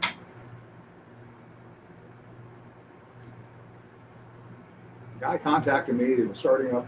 He was a small press book publisher, and had never published comic strip collections Okay. before, and wanted to start a line of comic reprints in paperback form. Okay. And had seen my work, and he was based around Washington All right. or someplace in Virginia.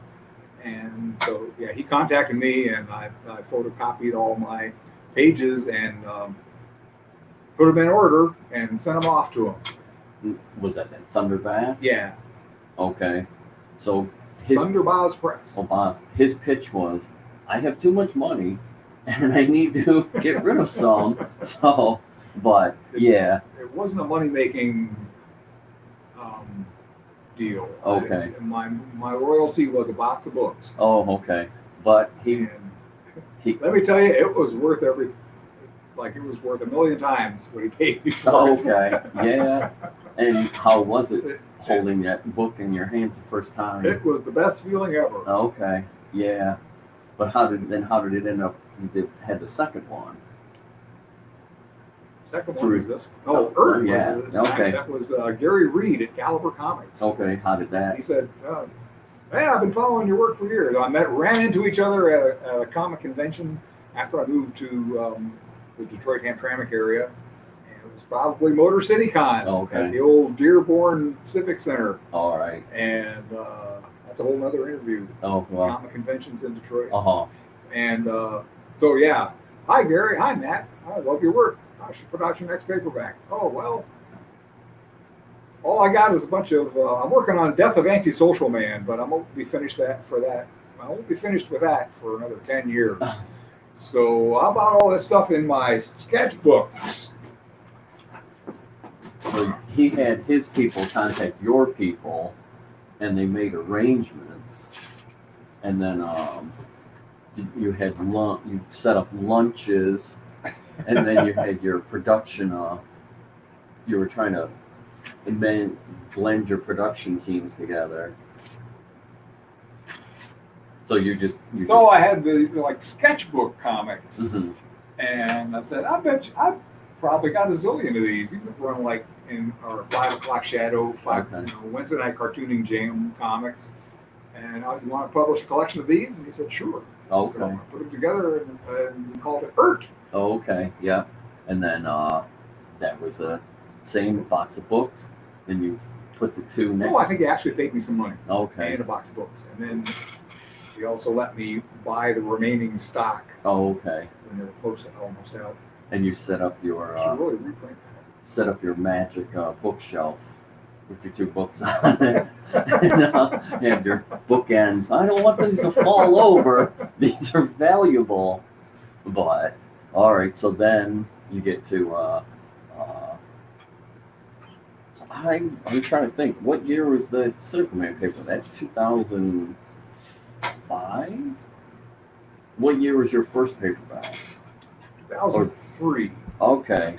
Oh yeah. So all right, that's after because I originally met you at Space in 2001, and I remember you said you were from Detroit, and I said, "Oh, I'm from Mount Clemens," and you said, "Oh, well then I'm from Hamtramck," from the doppelganger effect. And he just said, "Oh well, we cartoon in Hamtramck every Wednesday." So I think I showed up the next week, and I don't know, started shutting down coffee shops left and right. And I'm trying to think. I don't know if that paperback came out first, but when did you start doing Disney Adventures? 2001. Oh, okay. Because then that's where first thing I got published was that. Knock, knock, Yeah, joke. the Knock Knock Joke. Oh, I think I got it. I think it was. I don't know if that'll show up. Seeing the best Knock Knock joke in the world is just like, oh yeah, okay. So it was Knock Knock, Torn who? Tornado. Okay. And said the editor accepted it, and away we went. And then he, I'm trying to think. How long did it take you to collect the paperback? How many, About 3 years. okay, yeah. And, so I was just thinking later when we were filming, instead of going to movies, is that the longest you went without cartooning? I know we would do it during the week, but were you producing anything? Because I know we were meeting during the Yep. week. That's That one was thing. hiatus. Well, that was the one thing I thought when you drew that, the strip of Cynical Man coming back. Like, oh, that'd be interesting knowing the time span, where in the paperback he mentions the Waldo is good to be back. And so I was just thinking last night, I go, oh yeah, that's probably truer than you weren't just writing it, you were probably feeling it too. Like, oh, I don't have to deal with 40 other people being late, traffic, lighting, anything. What I draw will happen on the page, But, so then, because I remember for the paperback, we went and picked it up at Print Litho. Yeah, over in Windsor. Wow, was that exciting. That was so cool. Even though it was just a print shop, it was the print shop. And I think they had just taken out the pages they had photographed of Dave Sims' comic, but I don't remember which issue. But it was like a big bin full of scraps. Oh yeah. Of Syllabus pages that Oh they yeah. just thrown out. Yep. And at that time, they said I think that was the last non-digital work they were accepting, and they wouldn't have accepted it if it was brand new. They would have turned it down. But since they had been doing it for so long. Yeah, I brought the book to them. I laid it out in Work Express. Oh, okay. Brought it to them on the CD-ROM. Oh. And Dave Stim still sent them the pages. Oh yeah. To photograph. Yeah. Make plates. They'd carry them in and photograph them. But from when we went there, they were saying, 90% of what we do is newspaper inserts and stuff we don't look at twice once we know it's not being printed. I didn't know that there were a big warehouse-sized printing company with giant presses and stuff. Yeah, I had met Tiff Breeny and her father, what was his name? Kim Breeny. Okay. And his daughter Tiff Breeny at Motor City Comic Cons, and it was always just those two selling the comics that they had printed. And I thought they were a little one-man shop with his daughter helping run this one little press. And I go over there with my book on a CD-ROM, and it's this thing the size of a Costco, like giant trucks pulled up to warehouse doors and stuff, and it was just I had the wrong impression of the place. I originally, because I had read Syllabus and the floppies, and then I'd stopped reading it. And then at Motor City, they gave me one free phone book, and I think it might have been 6 or 7. Well, can't start reading it at 6 or 7, so starting to get them. And I think it was in a comic shop where I saw an ad that said it may have been with a half price sale or something, and it was like, buy them now, half price, all of them. And so I called and ordered. I didn't realize I was talking to Dave Sim. I didn't know he was, like you say, you thought they were a mom and pop. When I called up, he was at his drawing table, and so I just said, yeah, I want to order that. Still got this deal. No, we're not running that, but we'll throw in a couple extra. Okay. And then, so it's like, okay, you got an order number or something? What? No, we don't do this. We don't do that. Okay, well, who is this? Oh, this is Dave. Oh, this is Dave? Yes. Oh, okay. And I wish I'd asked him, because he said, well, I can't really talk. I got to finish this cover and send it off to Diamond. And I wish I had figured out which cover it was. But then when I got at that time, a credit card in, it had Hardvark Van Heuer in the corner with, and the lettering was exactly like, well, there's no faking that. He definitely filled out this. But then for the paperback, I was going to say, that was the first time we were coming across the border. We had to deal with NAFTA. Yeah. They gave us that phone book of paperwork. And it was like, what do we do with this? You just hand it to the agent. And it's like, oh, you're an import-export? I don't know if that's what it says. I have no idea. But that was the biggest thing is, They just waved us through. yeah, but I remember the biggest thing, we got to get back across the border. We got to get back across the border. We got to, just because it seemed like, like, wow, we're actually importing something from another country. But for them, they were it was laughable. Yeah, you're wasting our time, get going. But we had that exchange rate advantage. oh yeah, I think it was $1.17 at the time. The funny thing is that I got the second book printed in Milan, Michigan. Oh, out by okay. Ann Arbor. Yep. And I emailed the files to them. I laid them out in InDesign, emailed a PDF to them, and they had it printed in about the same amount of time. But we went out there with Eric Hodson to pick them up. Okay. And it was actually cheaper. Oh yeah. I'm not quite sure what that is. It was actually cheaper to get them Okay. done here. And so,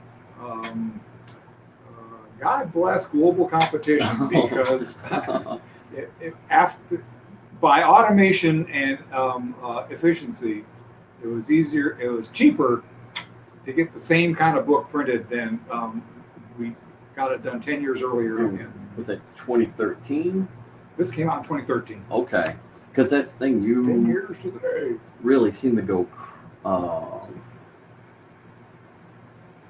It seemed like 2010 might have been one of your biggest years because you did Yep. you were doing the movie, and what else? Did something else in 2010. I finished Death of Antisocial Oh, that's Man. right. Okay. Finished my graphic novel. Okay. Wrote a screenplay. Oh yeah. Directed a movie. And Published my next published paperback.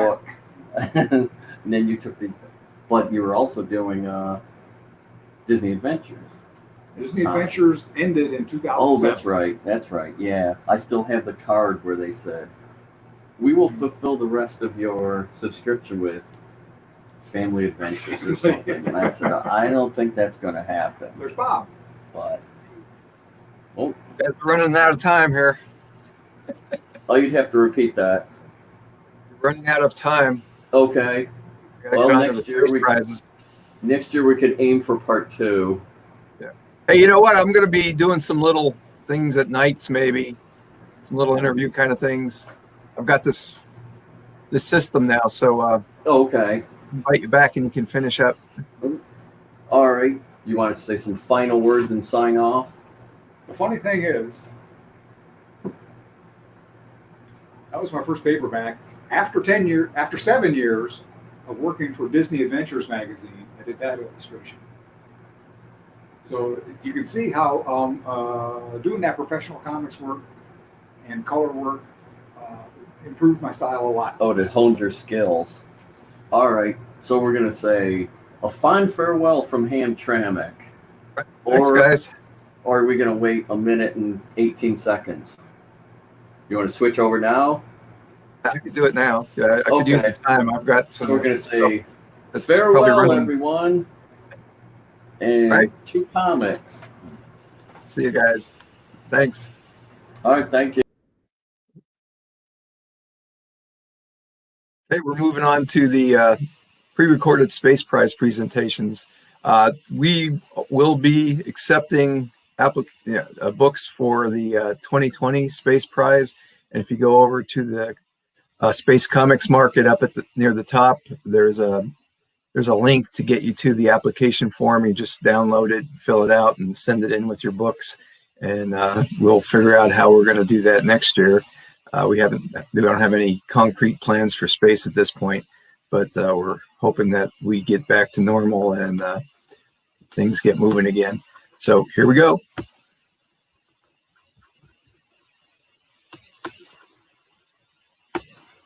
Good evening, everybody. We're here for the 2019 Space Prize presentations for the Mini Comics group. We'll have a series of shows, one for each category. The books we're awarding tonight are for the mini comics.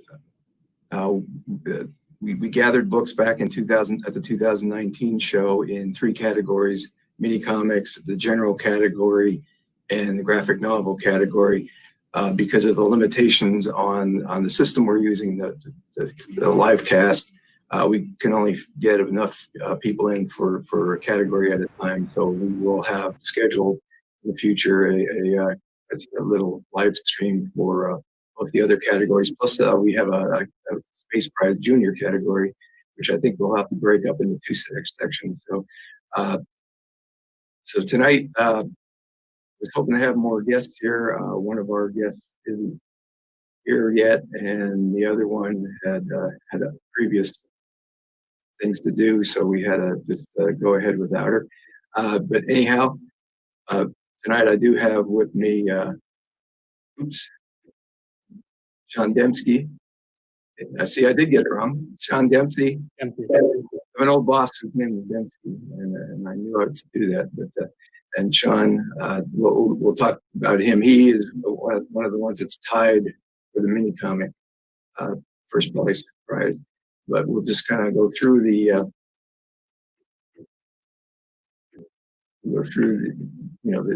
everybody who placed there.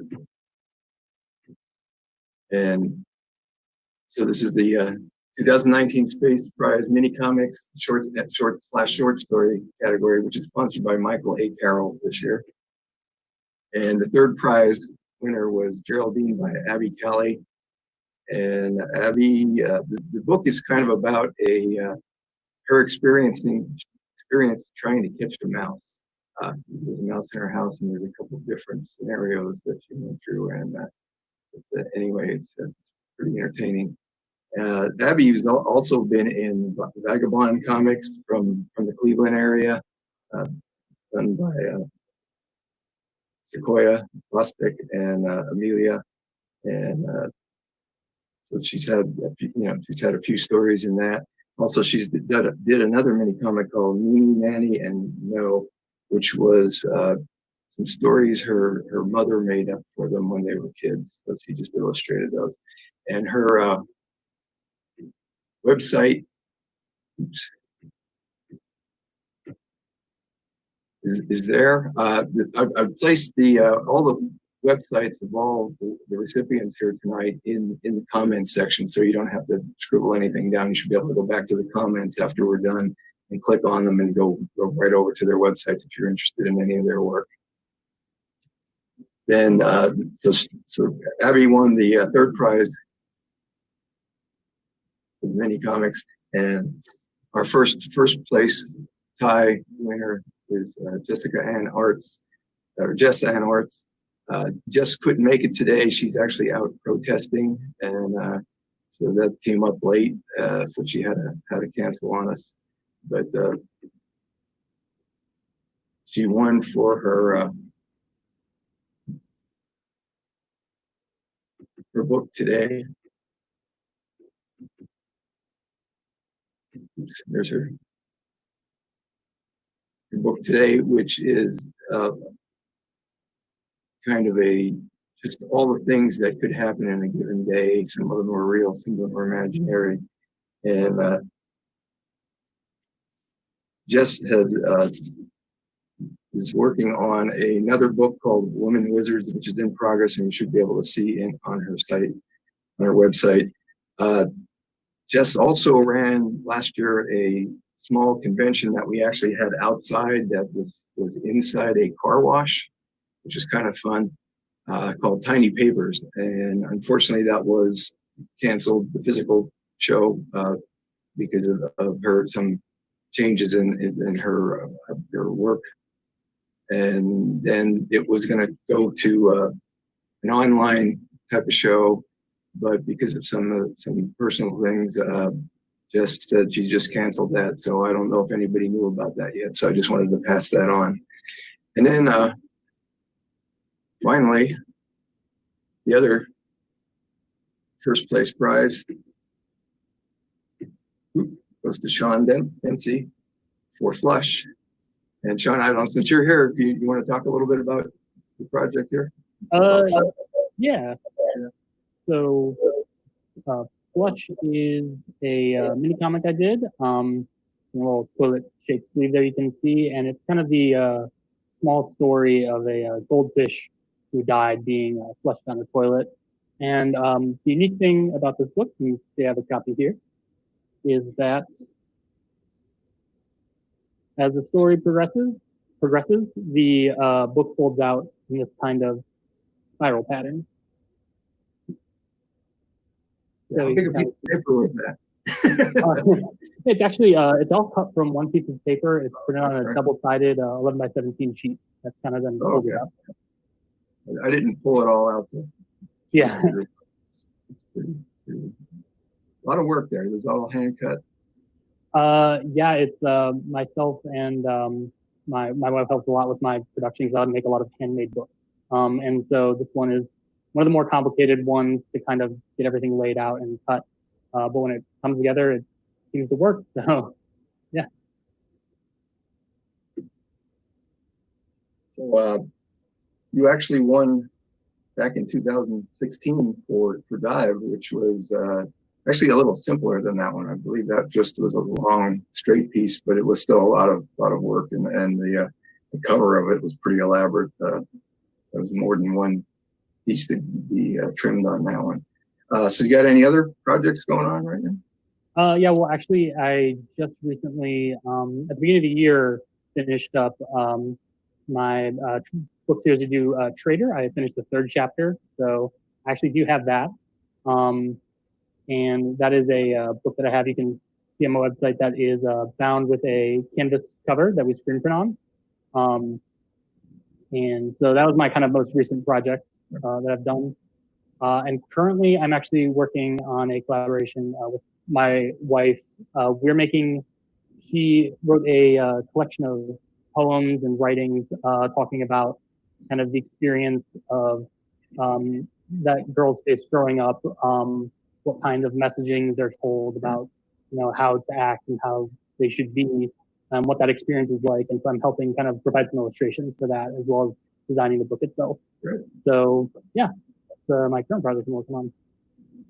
So what do you think will be in your, I know you've been getting my emails about the space comics market. Do you know what books you might present there? Well, I haven't had a ton of chances really to show off Trader 3, so okay. That could be an option as well. I'll make sure to have copies of Flush. I think I had the first 2. Yeah, that was very unusual cover with the canvas. Okay, I don't think we're getting any. We got some messages. Yep. Yep.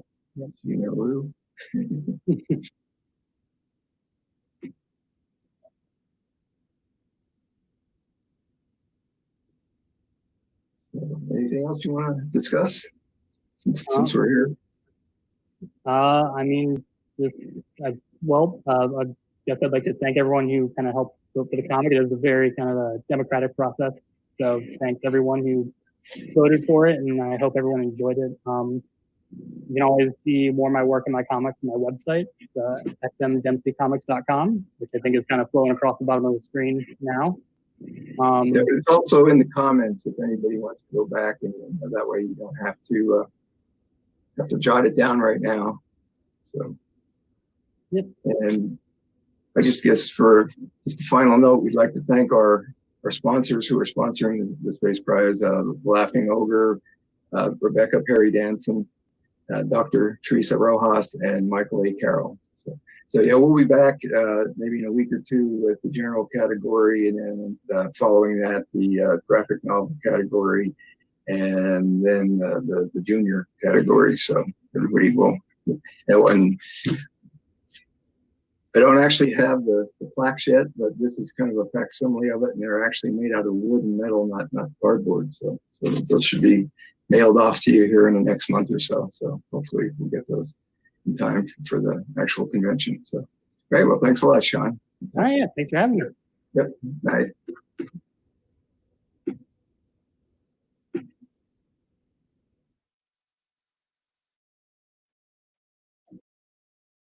Welcome back. This is the Space 2019 Space Prize presentations for the general category. I have a few guests here tonight that are going to receive their awards. These are the books that were collected at Space 2019 in the general category, and we will start along here.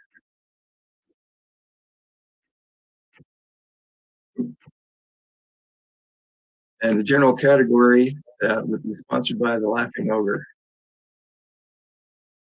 And tied for third place is Cartoon number 2, Volume 1 by Terry Eisel and Brent Bowman. And we do have Brent here tonight. Oops. I'm having a little trouble with my buttons.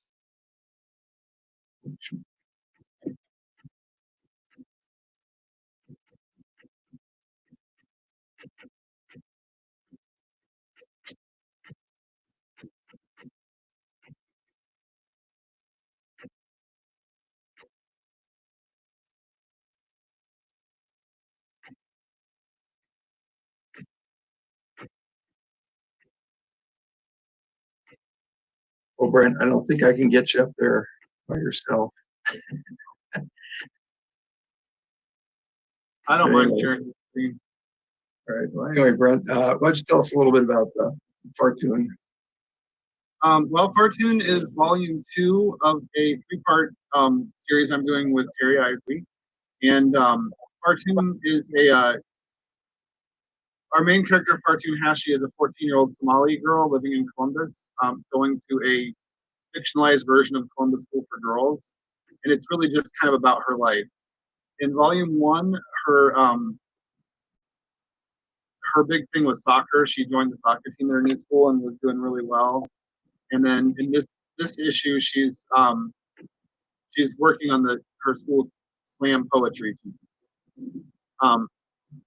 And we're almost done with the full graphic novel of volume 2. We're actually just a few pages away from being done with that. I hate to speak for Terry, but he's not here, unfortunately. I know that he was inspired by a lot of his students, although Cartoon's not based on any one particular person. And we've done our best to involve the Somali community because we wanted to make sure we're representing them really accurately. And it seems to be, pretty successful. I know I'm really happy with it, and I feel like it's some of the best artwork I've done. Great. And you got anything else lined up? I saw your science fiction comic was being worked on. Oh yeah, I'm working on another series called CC Saturn, and it's more of a old school Flash Gordon type sci-fi comic. Going for it, look, feel. It's just more fun. I just really wanted to. I love to do serious issues. I love to do serious stories, like Cartoon and Persia Blues that I did with Dar Naragi. But sometimes it's just fun to draw aliens and monsters. Okay. And lost my, oh, there it is. Everything that worked the other night is not working tonight. You're doing awesome.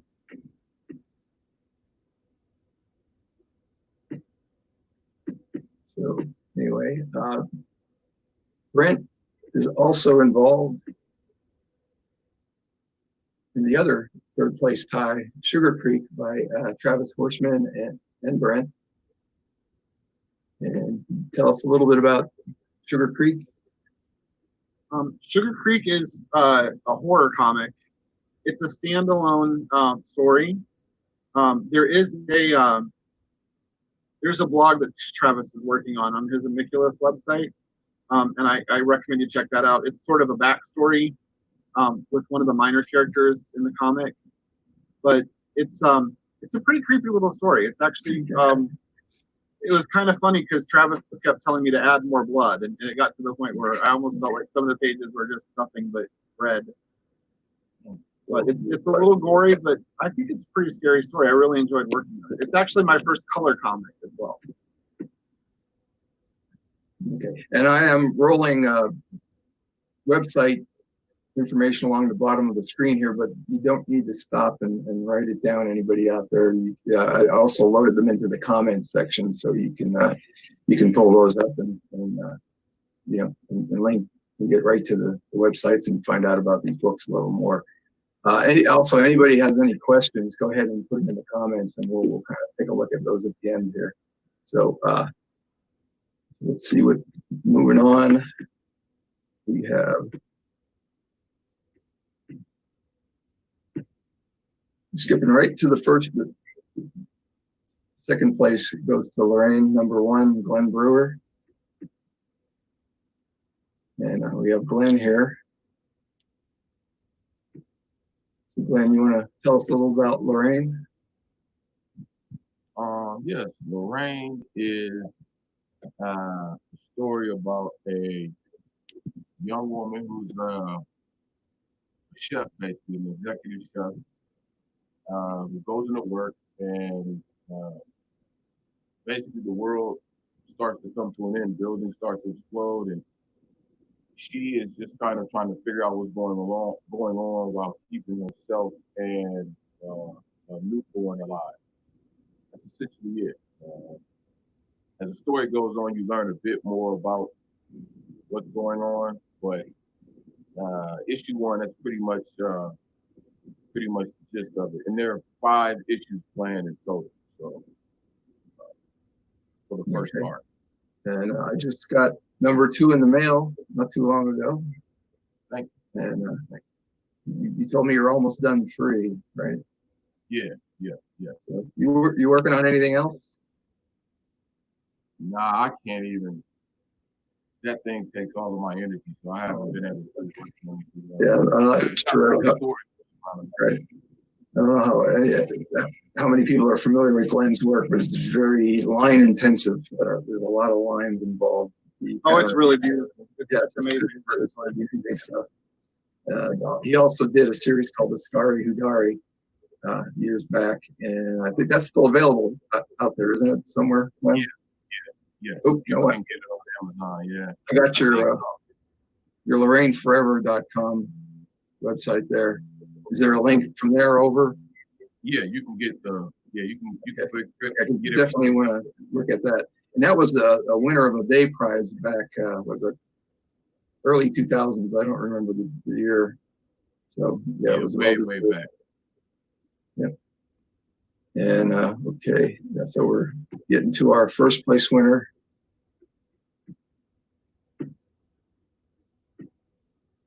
Which is for Fat Girl Love Club number 4 by Gabby Metzler. And I was hoping Gabby would be here with us tonight so she could explain this book a little better than it has a lot of different characters in it, and a lot of it is like small town living and some of the strange people that inhabit this place. But I just can't do it justice. So, but anyway, it's a really incredible series, and you need to catch up with it. And we do have Gabby's website address there. Let's go take a look now, see if there's any comments coming in here. Nope, doesn't look like we have any comments. So I guess that's it, guys. Appreciate you dropping in, and hopefully I'll get you guys to do something in our space program for July 11th and 12th. Oh, and we do want to thank our sponsors. The number of sponsors this year for the. Oops, what are they?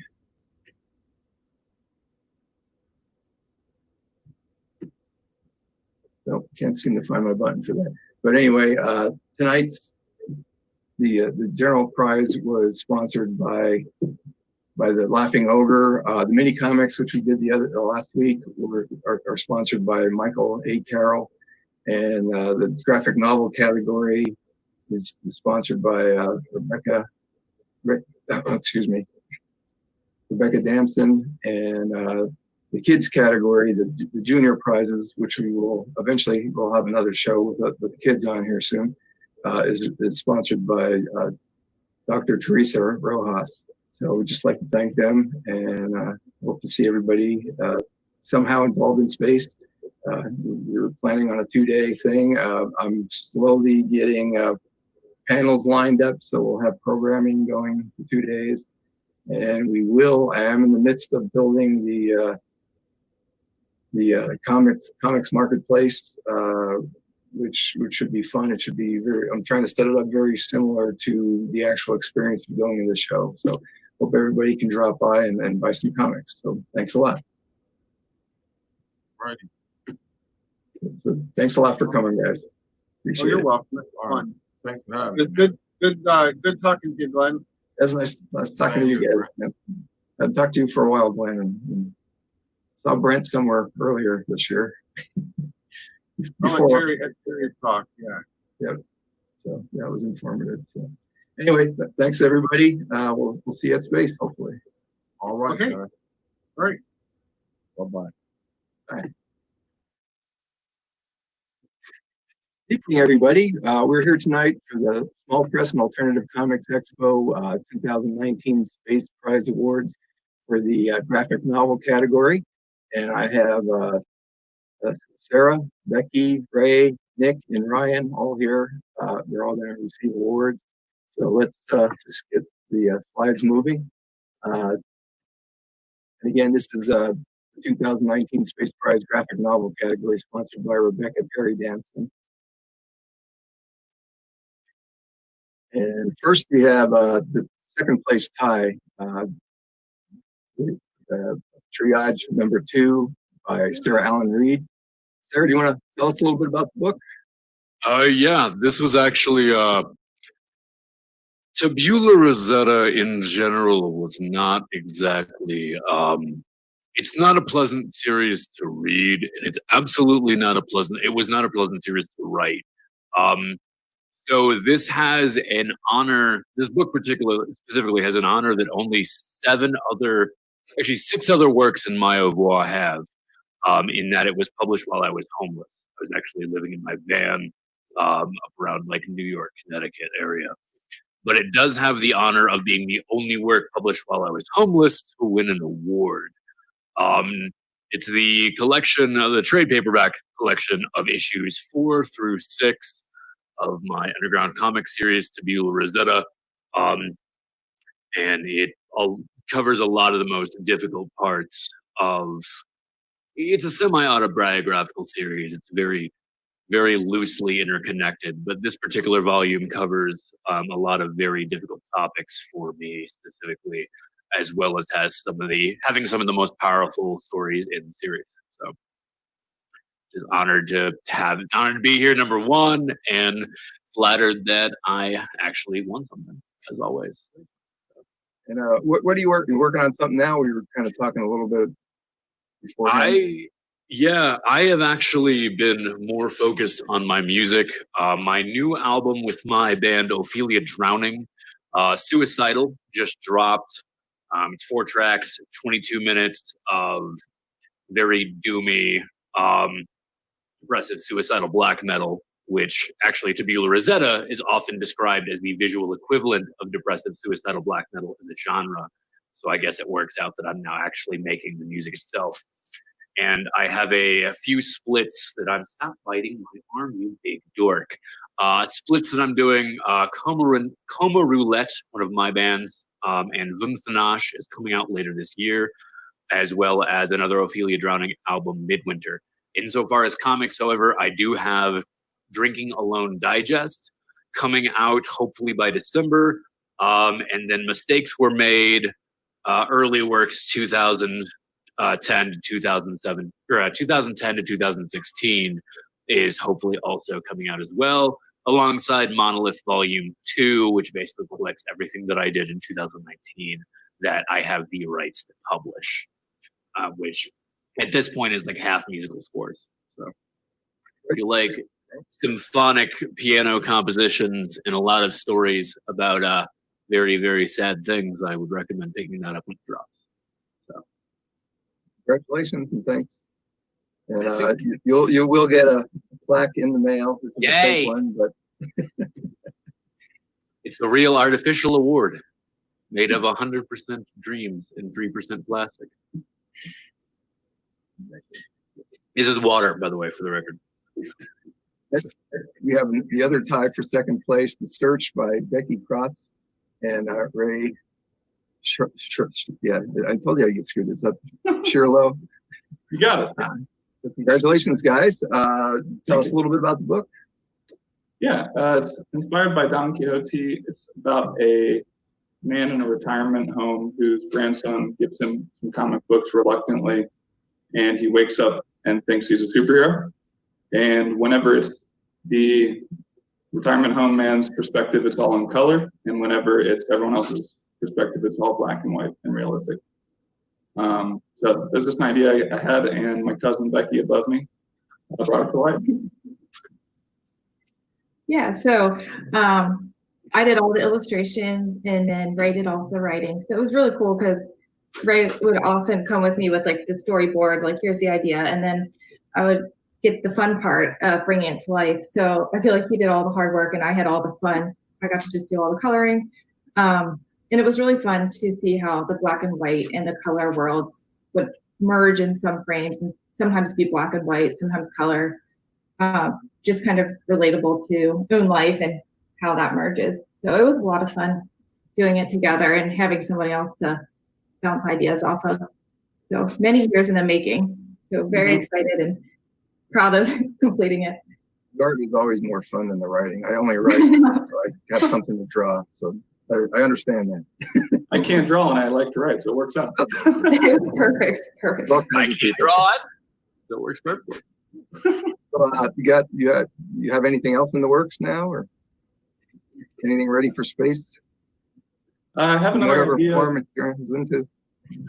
Another idea bouncing around, but not close to done yet. I've also been working on a video game, so that's been taking a lot of my creative space. I've been working on, I recently became a mom about a year ago, so I've been doing a daily drawing a day, kind of what that journey looks like, and just haven't put it together, just posting it daily on my Instagram. So it's just my name, Becky Jane Krotz on Instagram, or where you can find those at. And then Becky-Jane.com has our comic as well, and a couple other things. Yeah. Sounds great. Well, congratulations, guys. Thank you. And one thing I've been doing wrong here is I have all your links in a ticker here that I haven't been using, but all of those are also in the comments column. So anybody who's interested in any of this, you can click on that and go right to your websites and purchase books and other projects. So yeah, I've been lax at doing that here tonight. But so well, moving on to the big winner here is Co-op Carnival by Ryan Clater and Nick Baldridge. So Ryan, Nick, you want to talk to us a little bit about this book? Yeah, Nick, you want to take it away? I'm excited you're here. You're so rarely with me, and I'm so rarely with you on these public ventures. Yeah. So yeah, why don't you start out? So Coin-Op Carnival is an exploration of electromechanical games, amusement devices, coin-operated. Those are games that were built prior to about 1978 in the United States. And Ryan and I have a deep and abiding love for all things electromechanical and mechanical in nature. I repair games and build games and do all kinds of things.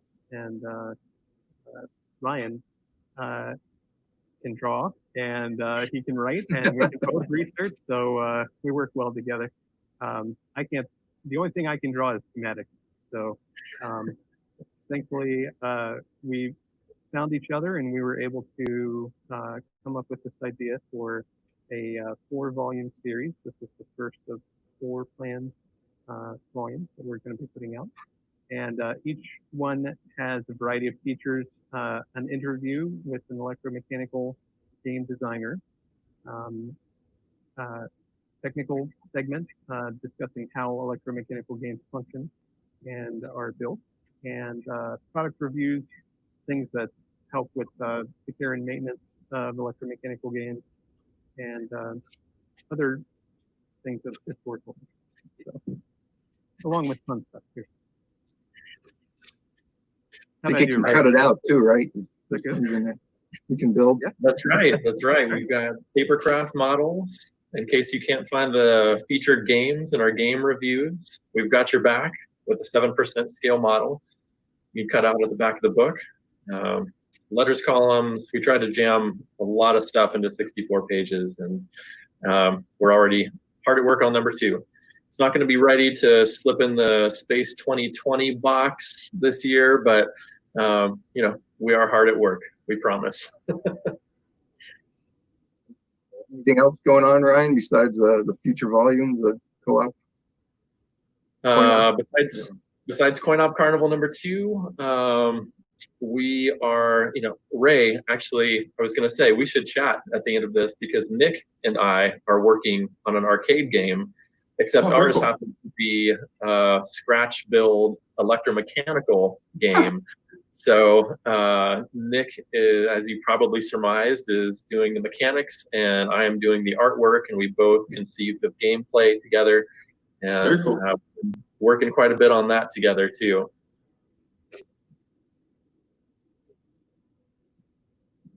Well, you guys don't have anything else. I guess that's it. So I just want everybody to know that the space is going to be virtual, and we will be online both as a comics market on the Back Porch Comics website, where you'll be able to go table to table and buy books from all the exhibitors. I've uploaded about the 16th exhibitor today, and there's still more coming in. And also we'll be on a live stream here. Probably 2 days. I don't know. We'll see what we got. You know, as much programming as we can pull in. I've got about 6 or 7 panels all are kind of set up right now, and we're looking for a few more. So just make sure you tune in. We're going to try to make it as close to a real convention as we can. I've even thought about getting a food truck to sit out in front of my house. So if any of the local and if nothing else, the trucks that were here last year, I want to have a link to them because they'll be somewhere in Columbus that day. So you'll be able to find out where they're at. Also, we might have a face mask if you go visit them. Wear your masks if you go get food. Yes, definitely. Social distancing. And also the Laughing Ogre might have a table where you can buy local books of the exhibitors that are going to be at space. So we're going to try to get it as close to, and you do need to wear a mask there. That's part of their deal. And they only let so many people in at a time. So they're being real safe about it. So yeah, we all got to do what we got to do. So appreciate you guys coming tonight, and thanks a lot, and congratulations everybody. And your plaques, yeah, they're down at the trophy shop right now. And as soon as I get them, I will mail them all off to everybody. So thanks a lot, guys. Thanks for putting. Thank you. Goodbye. Congratulations, everybody. Yeah, congrats, everyone. Yep. And yeah, you got anything with music, we're playing. Good evening, everybody. We have the future of Columbus Comics here tonight. A lot of our Space Prize Junior Award winners are here. And I just want to say hi to everybody. Hi, guys. Glad you all can make it. It's terrific. I love reading books from the younger generation. It's always interesting, and there's always kind of new stuff and fun things. So I'm just going to bring in my screen share here, which is going to show everybody your books. There you go.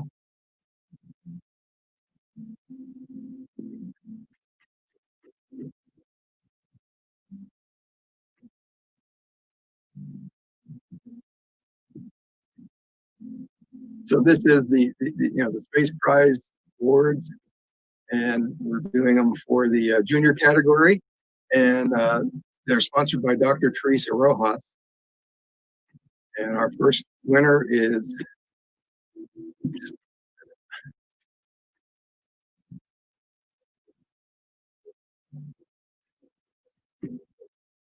I'm having a little trouble here.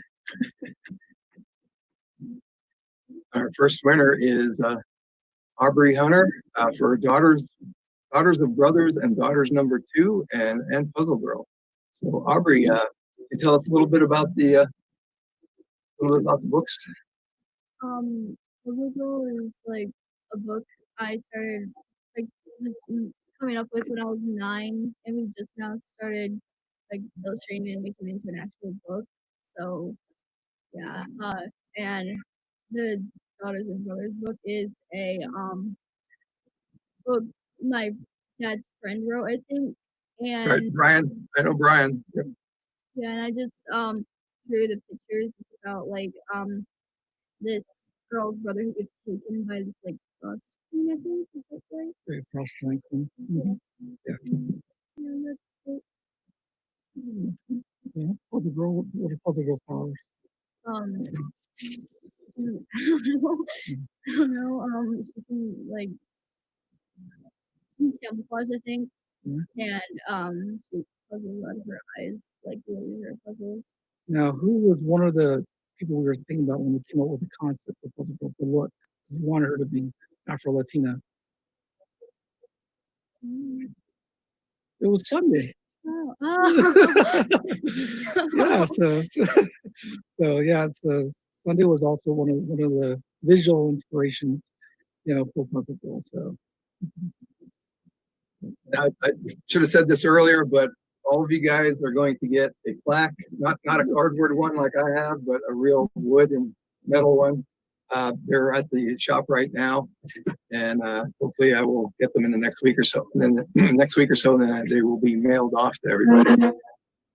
Make sure you find a place on your wall to hang up their plaque around the shelf. Aubrey's got 1 or 2 already, right? Yeah, Aubrey's been piling them up for about 2 years. Oh, they got 3. All right. Thank you so much.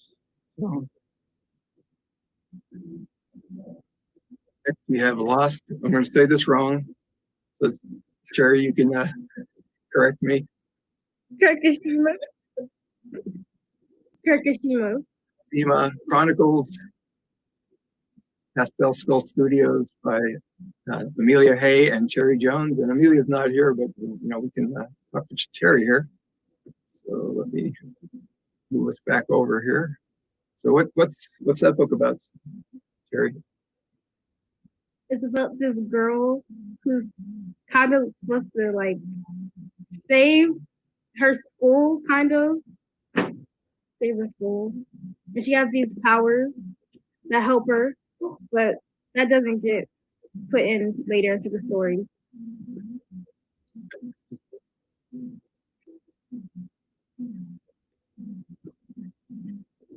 Okay, and next, I'm not good at screens stuff.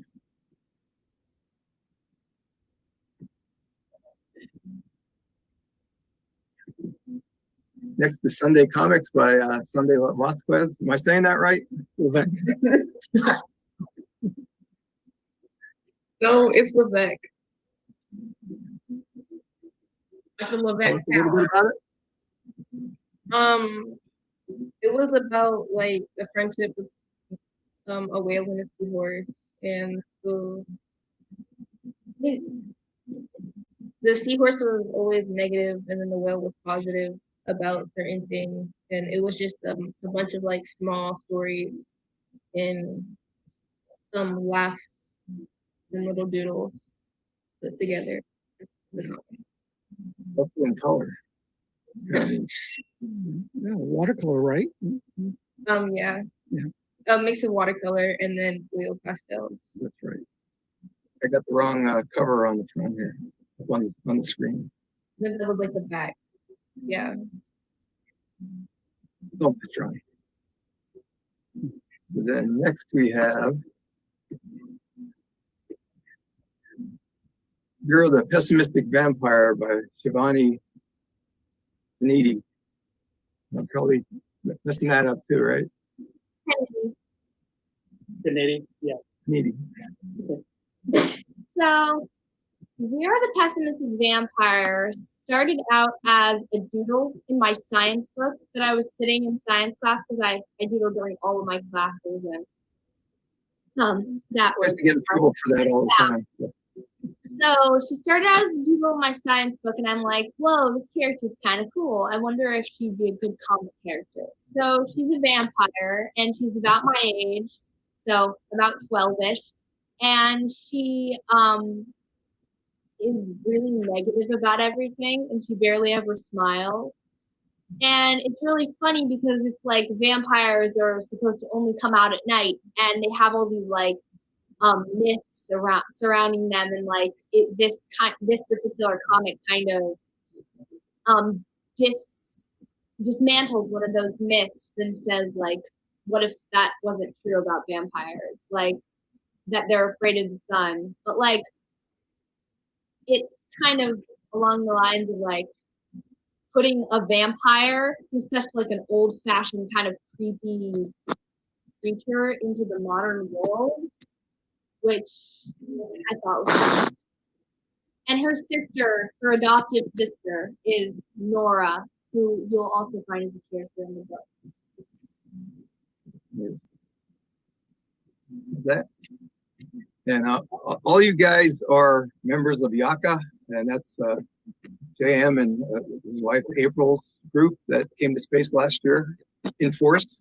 So, JM, do you want to talk a little bit about Yaka and the future of that, maybe? Yeah, Yaka is the Young Adult Creators Alliance. Basically, it stemmed from the fact that most of us comic creators locally have children that were taking over our tables and creating comics and taking our money, taking our sales.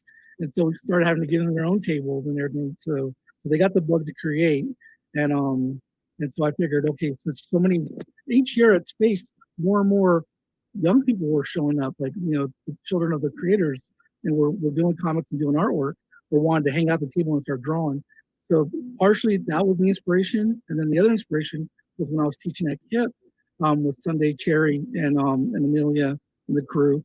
And they would come every lunch. They would come into my classroom. They would be working. Well, first they would talk a lot. They always talk a lot. But then they would eventually start creating these comics and exploring their own stories and everything like that. So, and then as we all saw last year when they were at Space, they killed it. They did so well. And so, along with Shivani, who's definitely a salesperson, it just made sense to go in and create like a coalition of young people, young creators. So that way, there's always a space or always a time whenever this virus stuff gets passed, that they can come together and create comics or work or just pursue projects.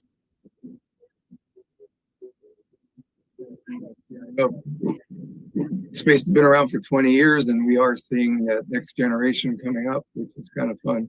To know that we've been there that long, and the tradition is going to continue. So we will be doing another Space Prize this year. So I don't know, JM, you should have gotten the form, send in with the books.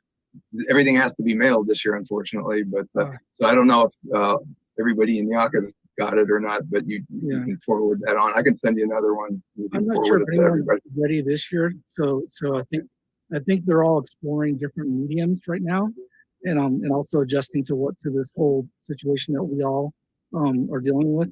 But I would say they've got a year till 21, to come up with their next chapter, next stories, or whatever it is they're working on. So don't let high school, keep you from creating. But you got to keep your grades up too. So you know how that works. So hopefully, by next year we'll all be in person again. So Hope so. I don't want to do what I'm doing this year. Yeah. I'm 2 weeks. We're 2 weeks away from the online space, and the comics marketplace is coming together, and I am programming. I think we've got about at least 10 hours, 11 hours worth of programming right now. So we'll have to keep that. Yeah, I'll have to get that all coordinated. So keep an eye out on the website. So hopefully we'll see everybody there.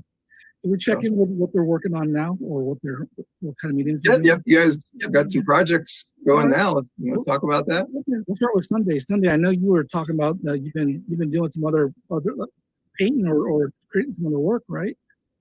I've been working on like abstract pieces more, and then I have been working more on watercolor.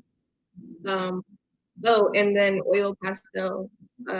I've worked more on like trying to blend them a lot better and like make sure like there's not little like paper buds everywhere. And I also have been like just doodling. Okay. Now she's also a prolific writer. She's in that power of the pen and has done quite well on that. So I hope that we're going to see you combine words and images again here soon. So whether that be stories or just you illustrating your poetry. We can put you on the spot. And then Cherry, what are we going to see another chapter, or what is on your mind lately? I've just been trying to improve my art overall with every type of medium and starting Draw every day. Yeah. Don't stop. Yeah. You still want And what happens when you stop? Cherry, do you still want to do comics? Yeah, I do. Okay, cool. You got the range though. You can do a lot of different things. Yeah, and then bring it back to comics. That's what I do. And Shivani, are we going to get another chapter out of you? I've been working on a bunch of wackadoodle Vera comics about quarantines and like Vera in the quarantine, her being extremely bored, just like I am, and like, but I love that you guys mentioned Power of the Pen because I was super mad because next year would have been the year that I would be eligible to be a part of Power of the Pen, and I don't know what school's gonna look like. So. Well, you know what? Then maybe Yaka can we can come up with something if those of you that want to still write, even if it's virtual, maybe we can try to do something once a month if you all want to. Yeah, and we worked on our comic piece, my dad and I. Mm-hmm. Oh, for the chaos book, right? Yeah. So I wrote that one. I wrote the part and he drew it. So cool. You've got a story in here. Well, I published that, so that's not you can't win prizes for me for that. By the way, yeah. So Bob has an anthology, a comic anthology, about twice a year, right, Bob? Just once. Just once right a year. now. So I don't know. I'm retired now. I have time. So who knows? So that means you all are more than welcome to submit if you want to. So, yeah. So Cherry, I can always send you the info whenever he comes up with more info. Same with you Sunday. And obviously Shivani already knows. Your next task after space is to come up with a theme for next year's comic. So anybody got any ideas, go ahead and send them along. I would love if our young friends came up with a theme because we rack our brain trying to come up with something, don't we? And then it just kind of goes back and forth. But I mean, maybe it's time for some fresh thoughts. So, and then finally, Aubrey, what are you working on? Aubrey's gone to a different medium, more of video, I believe, right? So she's been messing with more video type of stuff and choreography, that kind of thing. So, but who knows? Maybe we'll drag her back to art one day. Yeah. So, but yeah, that's what everyone's working on, and like I said, maybe we'll get something going here soon virtually with for more writing and art again. Forward to seeing future projects from all you guys, and thanks for coming in tonight, and congratulations on the space prizes. Thank you. Yep. Congrats, everybody. You all did awesome. Thank you for putting this together, Bob. Thanks, Enjoy it. Yeah, thanks for putting up with me. Blackhead. Okay, we're off. We are on. Good evening, everybody. We're here tonight with the last part of the space prizes for 2019. This is the second part of the junior category. So we have the Connors here and the Mitchells. So we'll just start in on the slides and talk about the books as we go. Oops, I could find the right buttons.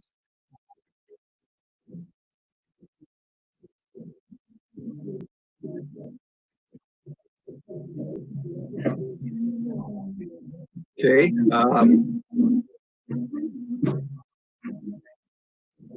So this will all run together at the live space show this weekend. So the entire presentation of all the different categories will run then.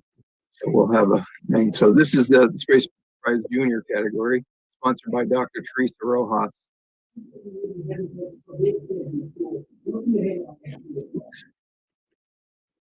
I went the wrong way.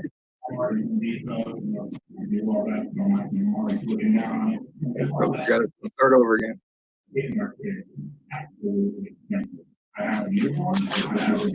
Live show. Live show. Live, and I'm messing up. There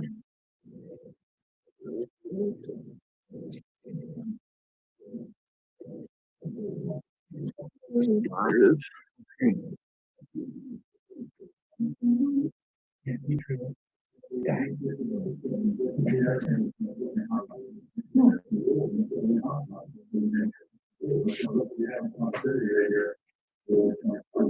Let's start.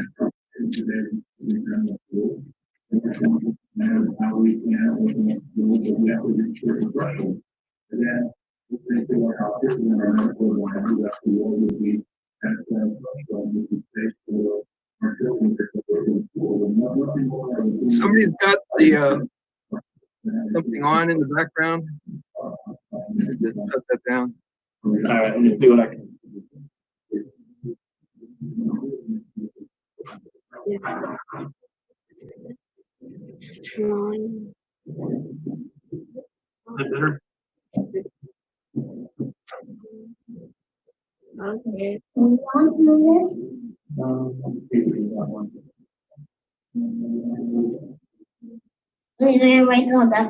All right.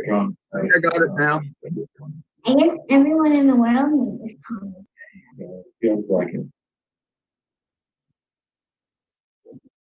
Well, Because I didn't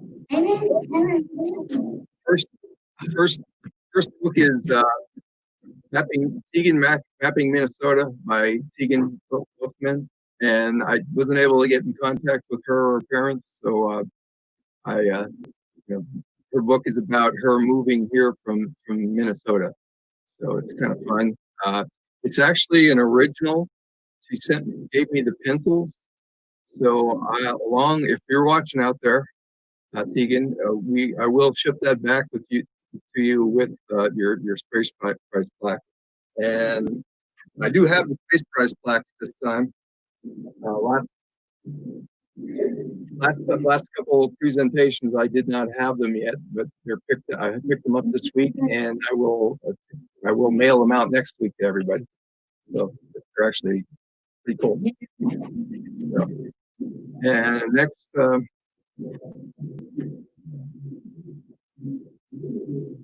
Next is Rosenblobby Cupcake Walrus by Abigail Connor and Jackson Connor.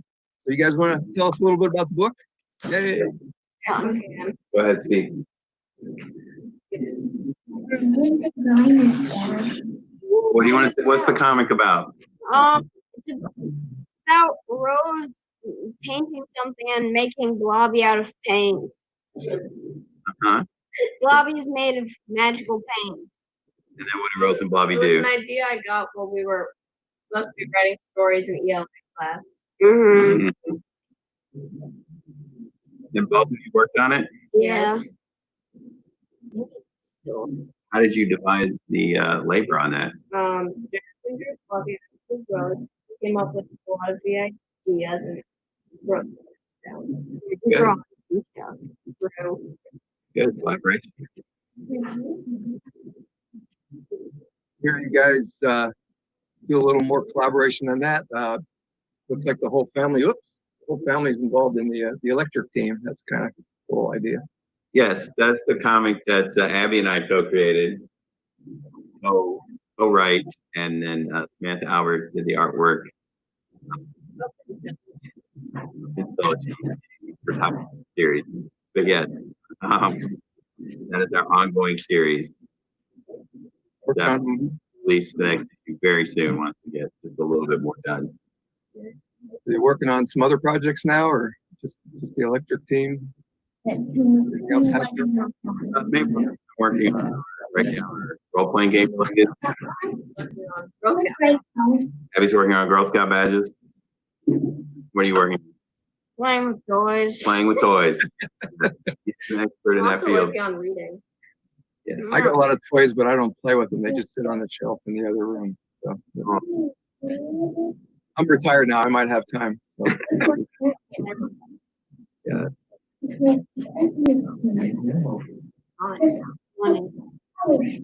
On our last book.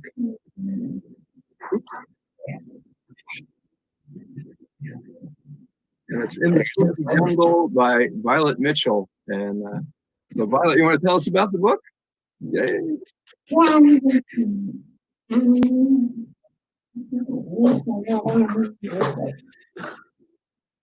Talk about it. Who drew it? Who wrote it?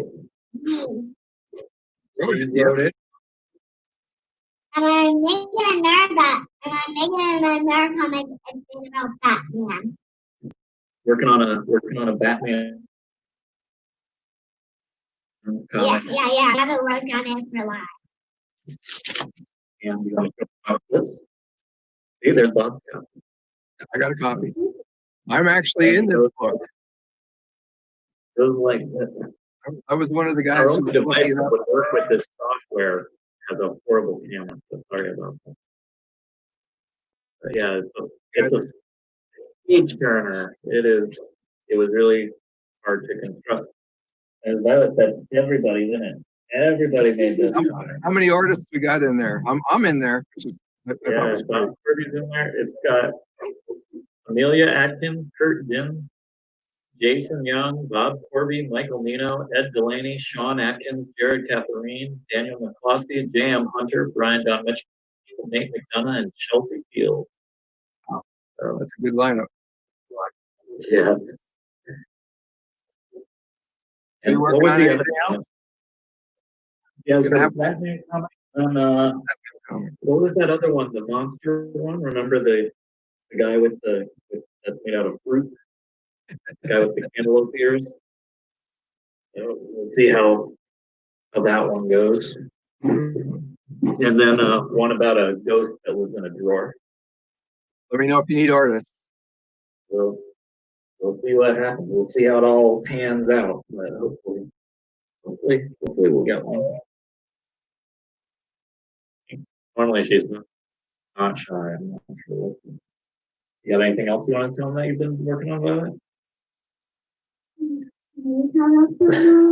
I think that's most of what you were working on. You had those monster ones. Oh, and the one about the one where they destroy Christmas. Where the guy destroys all the toys. He throws them into the ocean. The fish man, that's the one. Yeah. I knew that one. So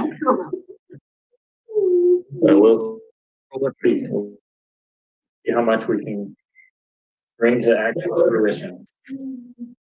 And the ladder. Matt, have you doing music yet? Yeah, that's what we got. You do some music sometimes. Yeah. Don't Maddie the dog is one of you. No, that's another usually family start. song. Mazzy the The dog.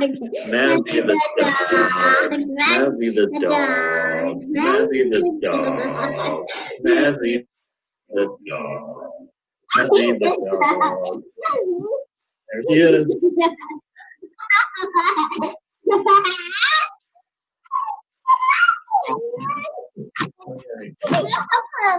I do have all your facts, and I will get them in the mail next week. Last week, get them next week or the week after.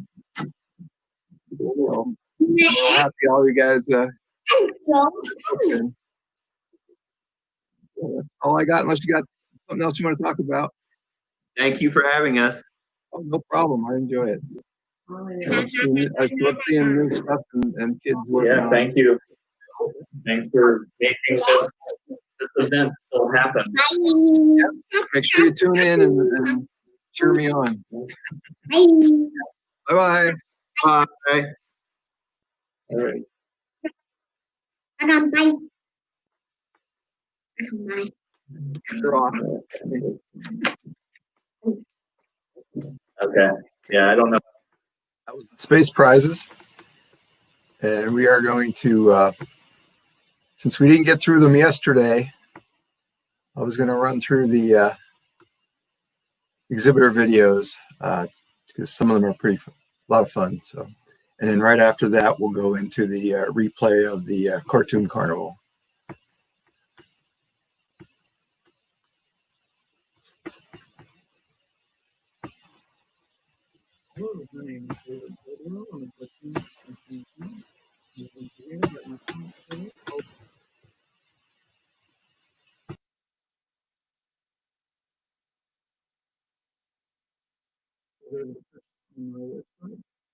I've also got my most recent comic, Making Real Stranger.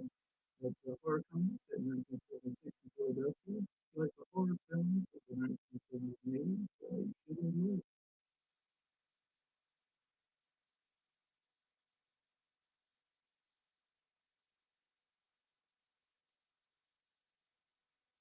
Hi, I'm Stephen Hines. Thanks for stopping by my table. As you can see, I've written quite a few comic books in my time so far, but I want to tell you today about my bestseller, which is a trilogy, and 2 issues are out so far. But it's called The Soccer Mom Killer, and it is about a deranged psychopath who preys upon minivan driving soccer moms in the suburb of Columbus, Ohio. If you like horror with amazingly brilliant art, check it out. Howdy there, sport. Are you looking to buy some comics? Well, that's perfect. That's what I make. Swing by my virtual table for Hamlet is Okay, Volumes 1 and 2, a modern retelling of a Shakespearean classic. Or for some light reading, try the People Going Places mini-comic, all by me, Laura Root.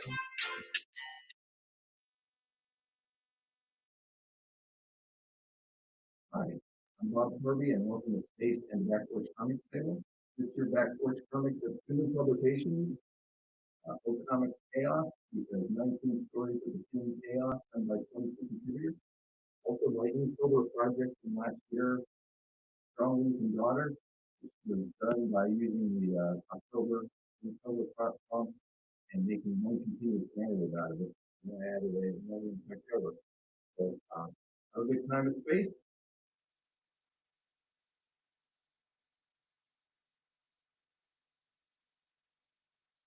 Hi, I'm Marianne Rose Papke of Silver Kraken Comics. At my table this weekend, we have Ghost Castle, my all-time most popular book. We also have the very silly Plesiosaurus and Pie. We have Numenon, one of my more recent stories. And then the first chapter of my webcomic, Xylobone Tomes. Find more comics and prints at my website, silverkraken.com. And every purchase will include this year's free comic, Universe Inc. Thanks for stopping by. Hello, space friends and family. How are you? John Parag here. Good to be with you all again, so to speak. Usual table set up this year. Letters from G.G. Allen. about 44 letters, 46, I think it is. G.G. Allen sent me something from John Wayne Gacy in there too, some notes, ghastly yarn, shorts. Last part from the left, our movie, tribute to horror comic host, ghastly yarns, drawn by the late George McVeigh. Hit me up, let me know what you need. Thanks for watching.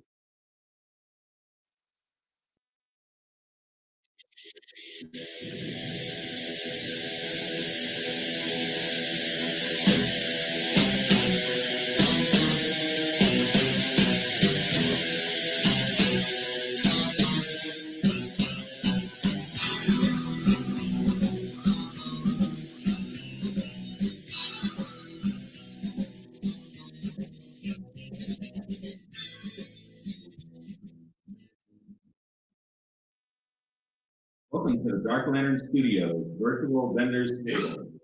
Today we're featuring a few different items. We'll start with the Machine Sanctuaries, a series of illustrated haiku concerning the emotional life of machines. We also have the Sour Grapes Remix, which is the anthology of absurdity, weird cartoons, strange comics, and last but not least, we have In or Out, an illustrated story concerning some of the reasons you may not want to leave the house. So thanks for stopping by and enjoy the show. Hello, my name is Ryan Slater. I'm a university professor at Michigan University as well as a comic book artist, and I illustrated and co-wrote this book, Point Out Carnival, with pinball repair technician, a historian, a very good friend of mine, Jake Calder. And before I say anything else, both of us wanted to say thank you to the Space Prize Committee as well as the number of different space exhibitors who voted for this book this past year, because this is home to the first place graphic novel Space Prize in 2019. So thank you so much for your support of this book. And with that said, I'd like to show you a little bit about it. So inside, you can find a number of different articles from an interview with the most prolific pinball designer of all time, Wayne Nyland, to game reviews on electromechanical pinball and electromechanical arcade games. We also have tech segments explaining how these games work and a product spotlight at the end. There's also some bonus content in the back, like Supercraft models and other columns. Nick and I really had a tremendous time working on Point Out Carnival #1 over the past 2.5 years, and we are hard at work on issue #2. It will be out. But in the meantime, if you haven't checked out the first issue, you can find it at our website, pointoutcarnival.com, and let us know what you think. In the meantime, thank you so much to all the space exhibitors and the Space Prize Committee. Once again, your vote of confidence really meant the world to us. So thank you, and keep looking.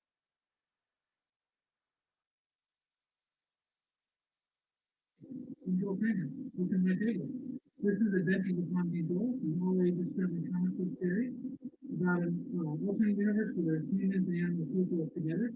Monkey Gold is their team of detectives against supervillains, aliens, mad scientists, all kinds of things. We have 17 issues out, and the 17 just came out. We also have a prequel called Life of Monkey, which is a lot of fun. And we have many comics in 3-volume sets. Check out. Hope you enjoy it. Thanks for stopping by.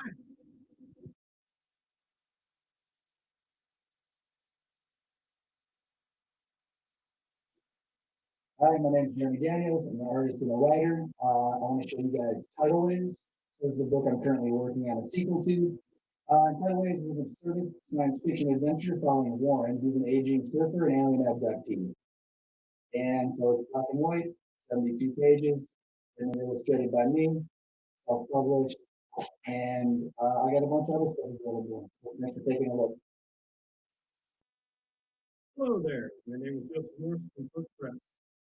This is my table, and this here I've got Coyote #1. We also have two Alpha Bros. Lastly, we've got Cosmic Taco. So anyway, thanks for stopping by my table, and feel free to swing back by my creepy murder basement anytime.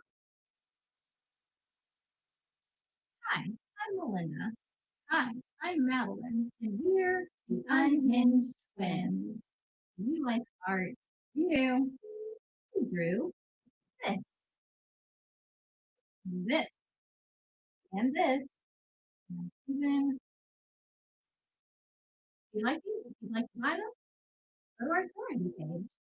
Something totally new, you can commission us on our Facebook page. Thank you. Have a good time at Space.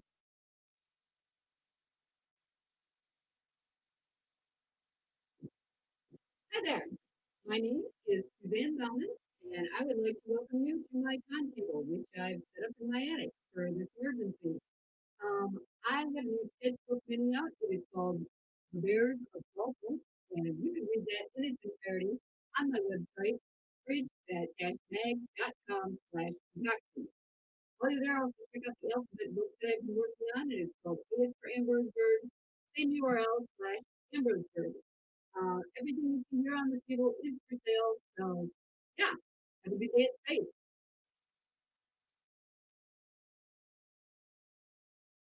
If you're looking for comics about bad cats, buy mine. I've got bad ass Catholic saints who went to Catholic school, and I have the Screwball Adventures, but my one and only comic is Untitled. Welcome to Space.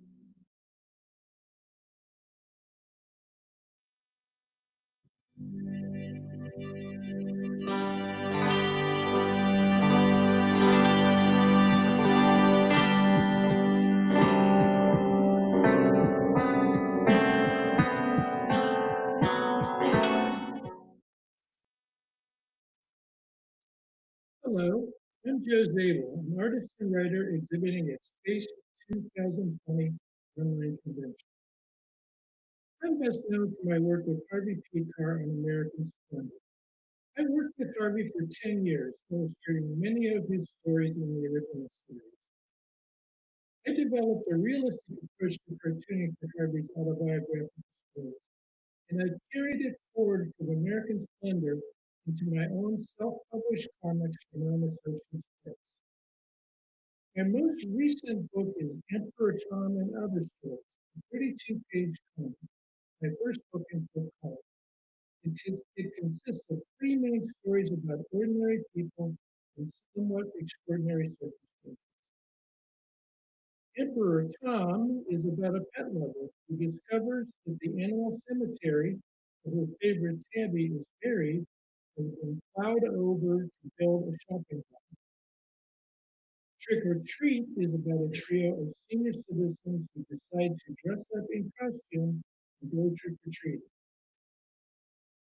Another work I'm featuring is Oracle, a 100-page black and white graphic mystery novel featuring amateur sleuths Raymond Fish and Delphinia Morgan.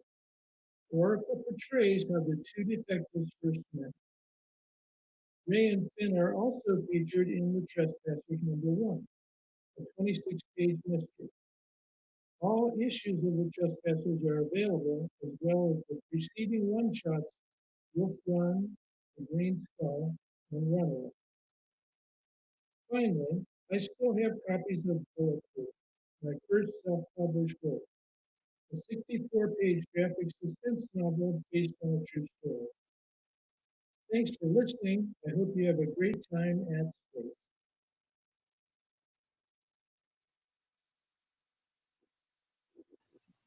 Hello, Artist Alley.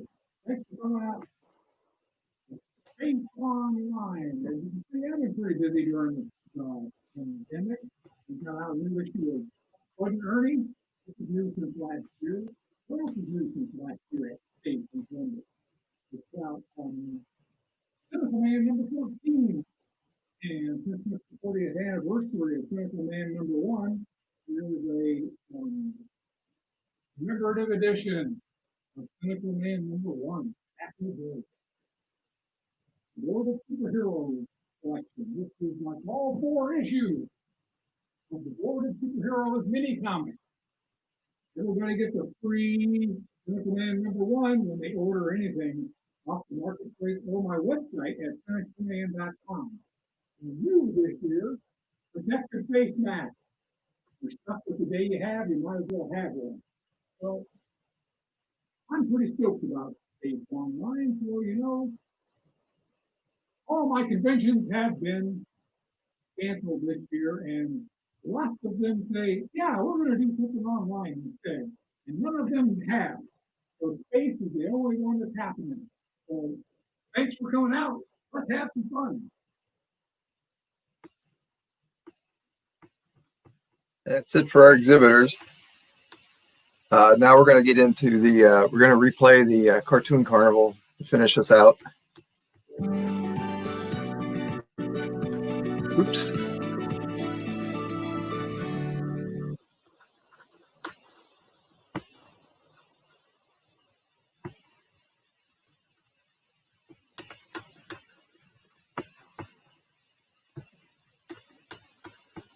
So I will see you on the other side. Numenon by Marianne Rose Hapkin. On a boat there was a whale, and in that whale there was a bird, and the bird was Aslo-Hozan, the moon. Long ago, Aslo, spirit of wisdom, and Hozan, inkling of inspiration, were sailing together on a sea. The sea was made of stones, and in each stone there was a leaf, and all the leaves together made a boat. That was the tale that I had heard from the monkey with the silver tail. He gave to me a feather with 2 sides. One side had a face, the other side a lock. He bid me find the sea moose, who knew the symbol's meaning. In a field I found a door, and it led me to the night. In the night I sought the stars, and they took me to the sea. I could not swim, so instead I crawled, and I crawled until I found a shell. Inside the shell was the moose, and he told me what I thought I knew, that the feather was the moon. In the moon's eye I could see the world, though it seemed so far away. I heard the echo of the song of Aslo-Hozan. Aslo and Hozan had found the world and put it in a jar. The jar they painted many colors and tied it to a string. They threw the jar into the sky, and the sky carried it to the sun. There its string became a boat, and the sun became a whale.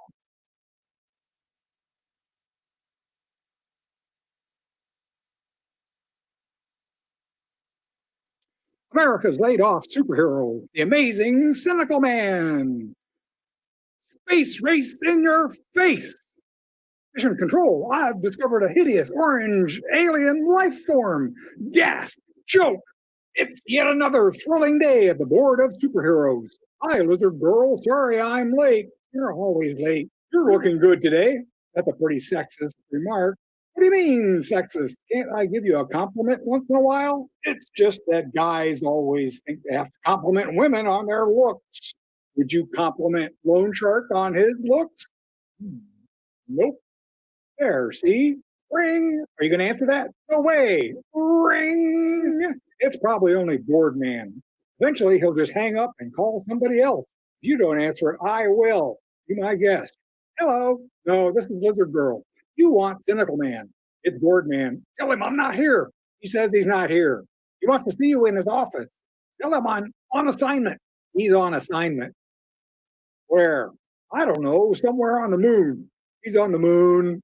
He says, how did you get there when the rocket launch isn't for an hour yet? What rocket? What rocket? The rocket that Professor Quidley built for Donald Trump's Space Force to beat the Chinese to the moon. This I gotta see. What's this I hear about a moon rocket? Never mind, he's here now. Put on this space helmet. What for? Get into the golf cart. What for? You're going to be our first Space Force pilot. Oh, because I am so brave and adventurous? No, because you are cheap and expendable. Oh. Well, enjoy the ride. I got a bad feeling about this. 10, 9, 8. Wait, I changed my mind. 7, 6, 5, 4, 3, 2, 1. Blast off. Boosh. Swing. Well, how do you like the trip so far? Over.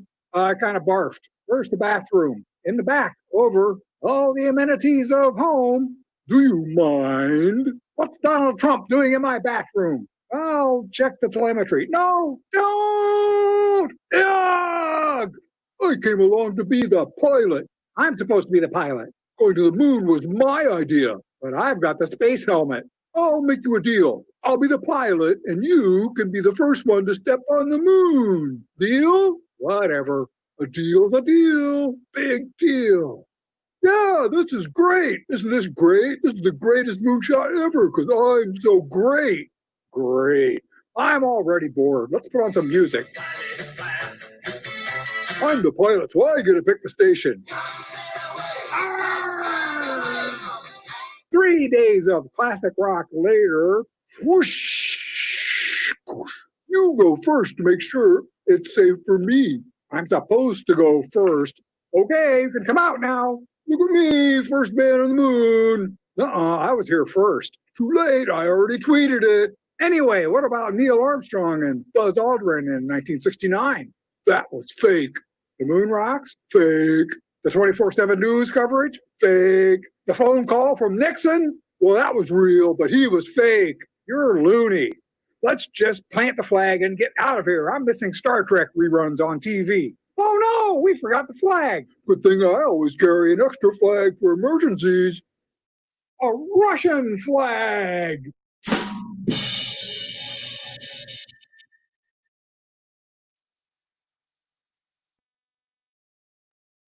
Stars.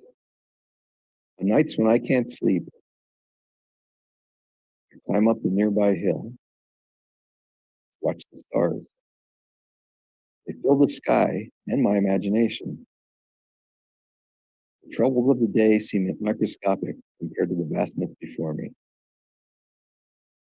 picks up my spirits and carries me away.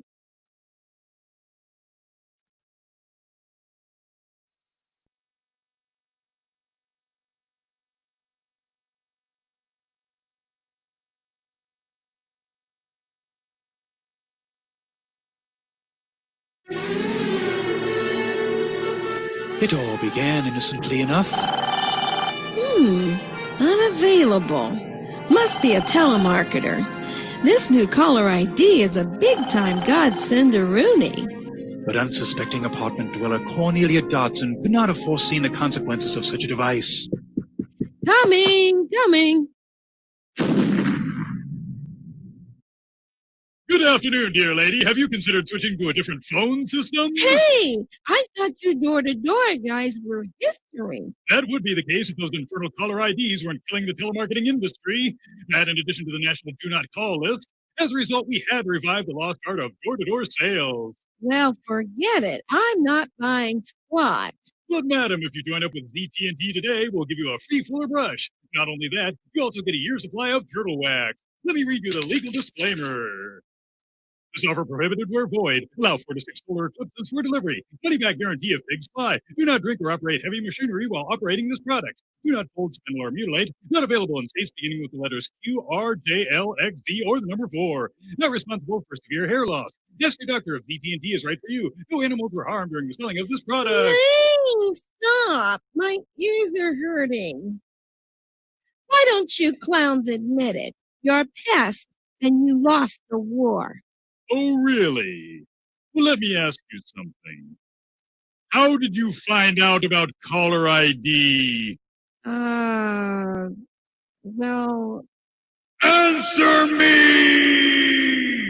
All right, doggone it. I heard about it from a telemarketer. So you have reaped rewards from our services and used them to turn against us. My, what utter gratitude. Oh, guilt. But I'm happy with my phone service. A compromise can always be reached, and so our heroine agrees to join the Tweety Bird Wall Clock of the Month Club. Oh, sweet. This one molts every 12 hours.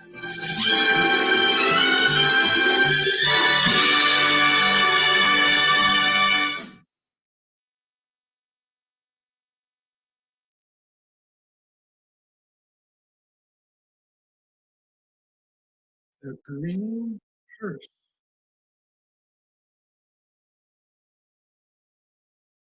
Copenhagen was very pleasant achievement, but Claudine had spent the entire afternoon in non-stop sightseeing. Returning finally to Hotel Concord, she was dead tired and craving a shower. Practically stumbling into her suite, Claudine leaned on the door and shed her afternoon dress. She turned the shower to steaming hot and ventured within.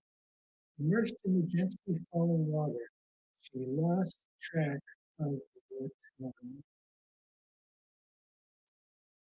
Later, as she towed herself up, she was astonished to learn that a full hour had elapsed. Reclining on the couch, she took up the guidebook to find a place for dinner.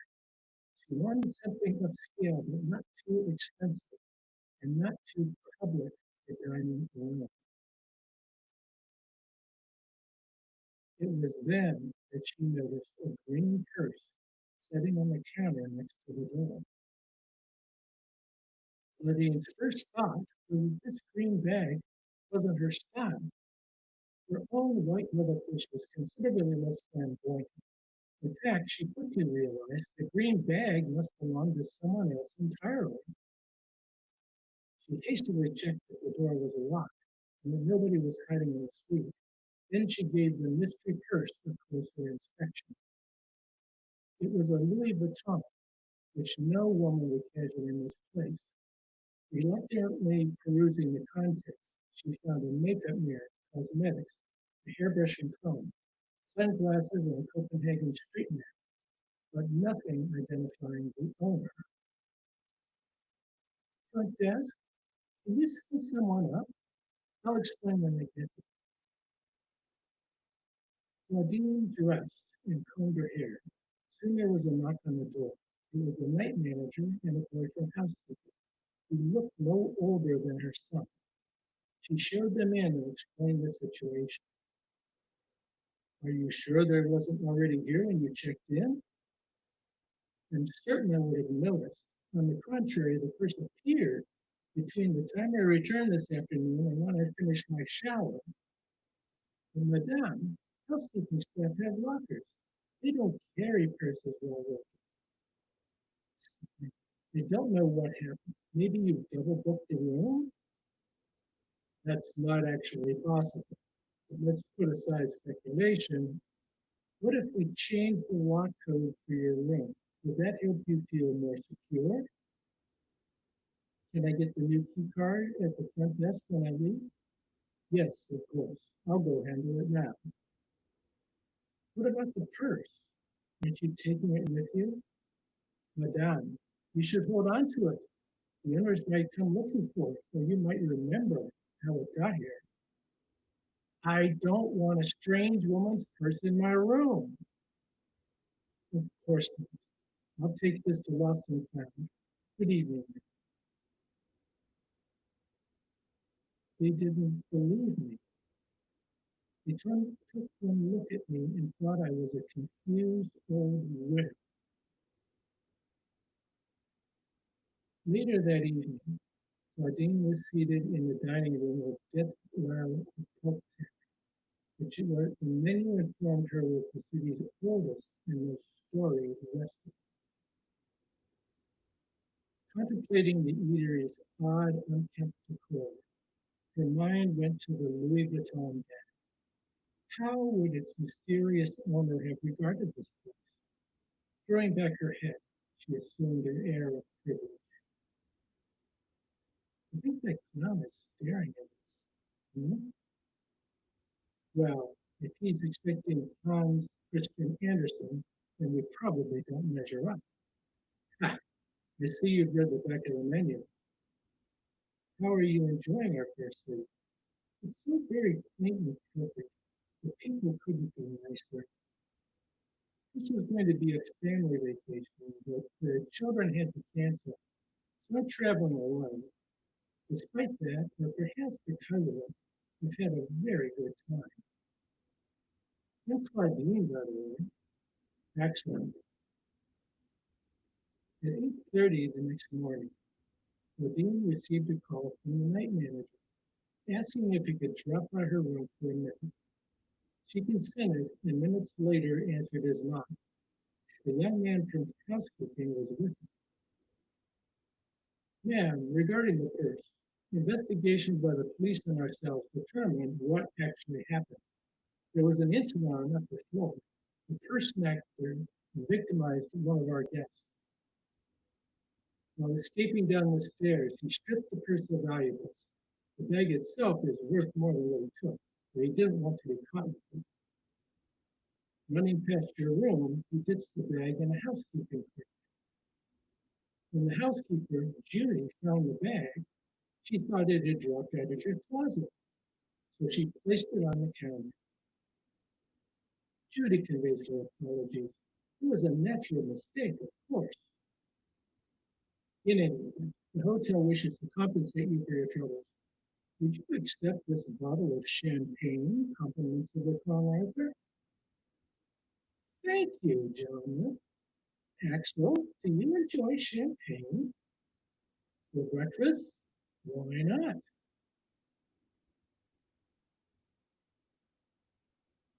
That afternoon, Nadine and Axel strolled Kombengard, a pedestrian shopping street in Old Town. In a window display, she happened to notice a familiar style of bag. She decided, after all, that the vivacious shade of green leather suited her. Persuading her companion to wait, she entered the shop.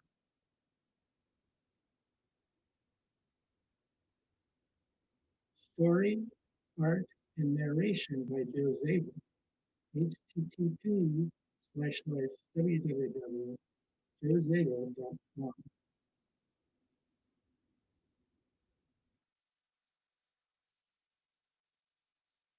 Why I'm Not Musical by Bob Corby. When I was a kid, I really wanted to play the guitar. When I asked my parents about it, they would say something like, "Sorry, honey, we really don't have the money right now." I knew my parents were hard workers, doing the best they could for me and my brother and my sister. So I went on playing the air guitar and continued to ask now and then, receiving similar responses. Then in third grade, Sister Joseph Mary, or Mary Joseph, I can't remember which, said, "Today, children, we will receive a musical aptitude test to see which of you is musically gifted." I saw this as my opportunity to show my parents my enormous potential for music. They would be so amazed at my potential, they would have to agree to guitar lessons. Sister Joseph Mary, or Mary Joseph, took us single file over to the church basement, where she introduced us to Mr. Music Tester Guy. "Children, this is Mr. Music Tester Guy." Sorry, my recollection of names from that long ago was pretty vague. "He will be performing the testing." Most of the testing I can remember involved Mr. Music Tester Guy giving us a series of hand signals and us writing down the number of fingers he was holding up in sequence. I remember thinking, what does this have to do with music? I did the best I could, but I really couldn't see how many fingers he was holding up. Huh? What? I wasn't too worried. I figured this part of the test can't mean very much. I know my potential would shine through. The testing concluded, and we were led back to class in single file by Sister Mary Joseph Mary. A few weeks went by, and my parents had a parents-teacher conference with Sister JMMJ. She said, Robert is a very intelligent student. Everybody else called me Bobby. But he does have a tendency to daydream, and I catch him doodling often during class. This was nothing I haven't heard before, and I wasn't doodling. I was drawing spaceships. He recently tested the children's musical aptitude, and go on, tell them. And it seems Robert has absolutely no musical aptitude whatsoever. No, musical aptitude? The floor was pulled out from under me. I knew the dream was over. I was stunned for the rest of the day, but I was young and resilient. I sucked it up and moved on. I concentrated on my daydreaming, where I was still a guitar god, and on my creation of spaceships. A few weeks later, Sister MJJM took us 2 by 2 this time, down to the lunchroom. Cafeterias and cafetoriums hadn't been invented yet. Where she introduced us to Mr. Eye Tester Guy. See what I mean? B? No, E? I was given a note to take home to my parents that said I needed to have my eyes checked to see if I needed glasses. Needless to say, I was diagnosed as nearsighted and given my first pair of glasses. It wasn't until years later that I put it together and figured out that I wasn't musical because I couldn't see. I guess I never got over the original disappointment, so I never learned to play the guitar. Both my kids learned to play. Someday I'll get them to teach me. In the meantime, I still have the air guitar. Dad, cut it out.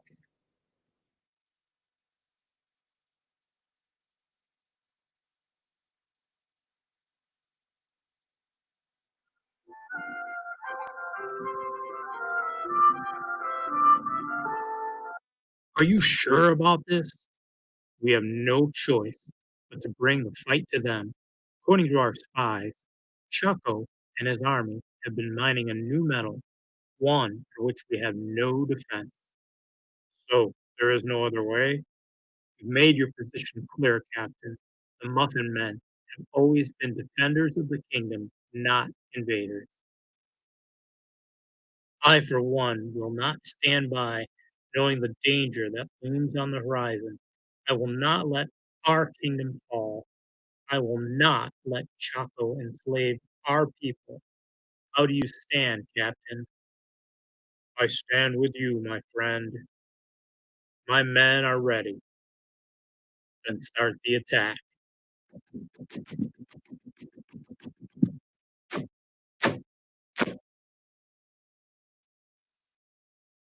Bisco, what is taking so long? The enemy is outside the gate. I'm almost done, my lord. 'Tis a strange battle.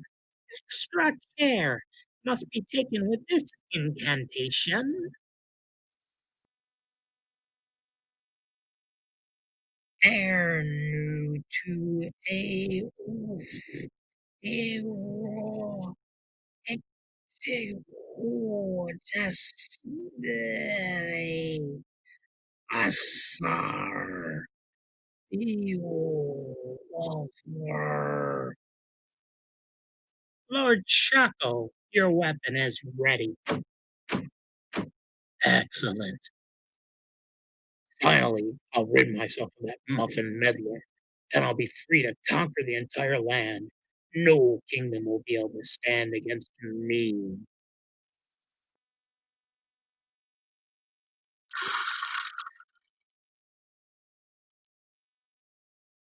The Muffin Men have smashed their way in. Time for me to take to higher ground. Abisco, you will cast your evil spells no more. Muffin Men, attack! Yeah! Get on! Yeah! Your reign of terror is over. Palmar, you were a fool to come here. You're in my domain now. What the? It can't be. He cut through the Widowmaker like it was paper. Ha!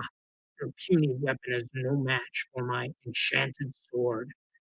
I'll cut you in half just as easy as I did your sword. Magic? I should have guessed.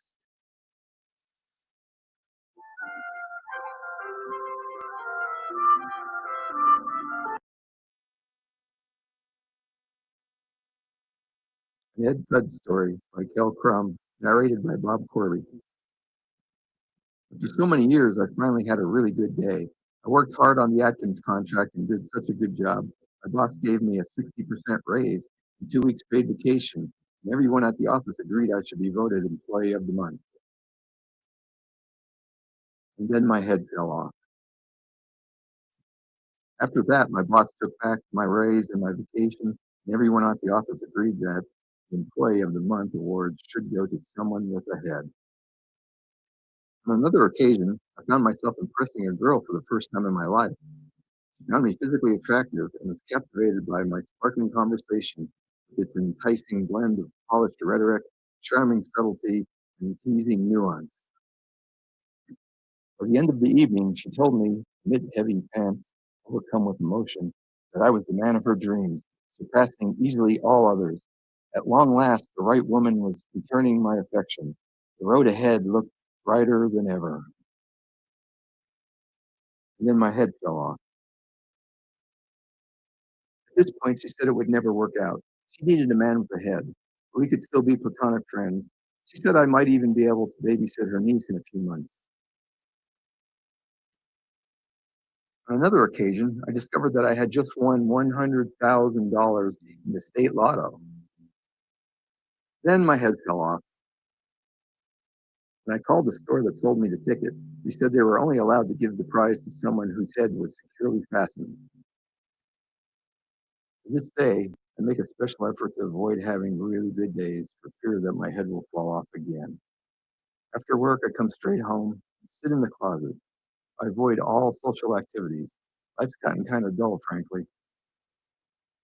But on the plus side, it's good to have your head on straight.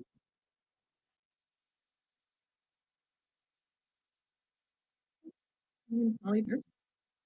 I'm going to be reading my book, Jonah and Hugo, for you.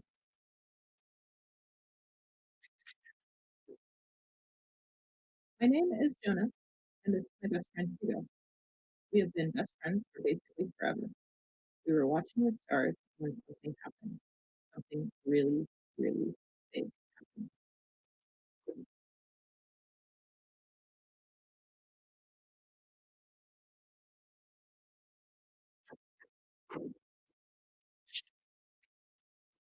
Of course, I kept a calm and level head.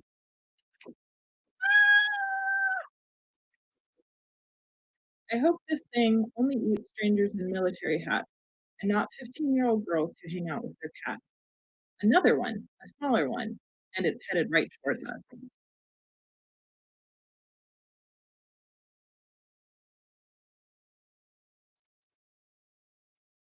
Okay, that was really weird, but it was about to get a lot weirder. Meow. Hugo, I'm okay. Don't worry.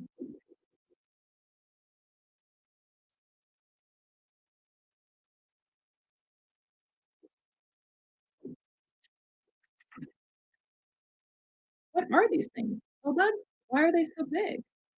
They don't seem to be hurting anything, just digging in the trash like little ones dig in dirt. Hugo, come on down. Are you a scaredy cat? Okay, now hey, that is just rude, Hugo.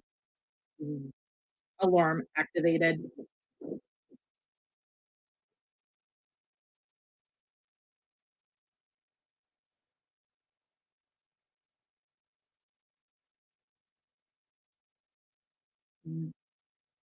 Ah, let me go. Someone help.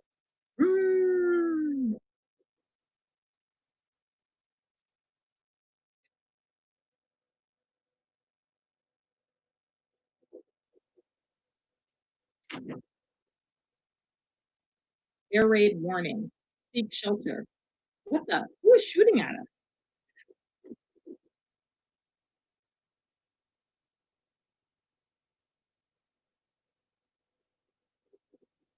Blam, blam, blam. They went that way, all right. Should we go in after them? Nah, we scared them off. That's good enough. I never liked dark places much anyway. Whoa, you took off your mask? I never guessed you'd look like that.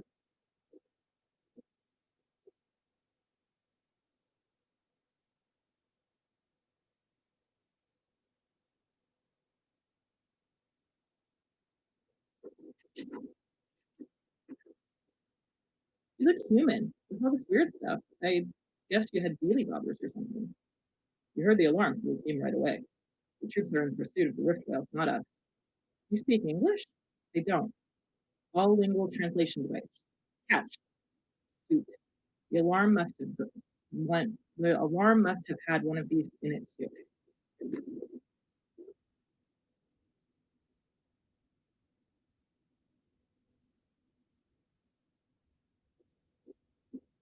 The troops won't rest until the rift whales are destroyed. It is because the Empire sees the rift whales' ability to travel through space and time as a threat. The rift whales brought me here. They're my only chance to get back home. Hugo, wait, don't run off. Maybe these people could help us.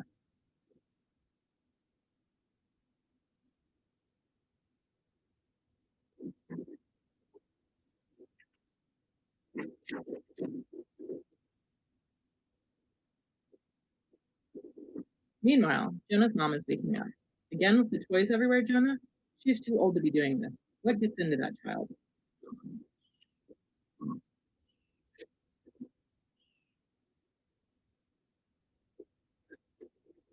Not the end.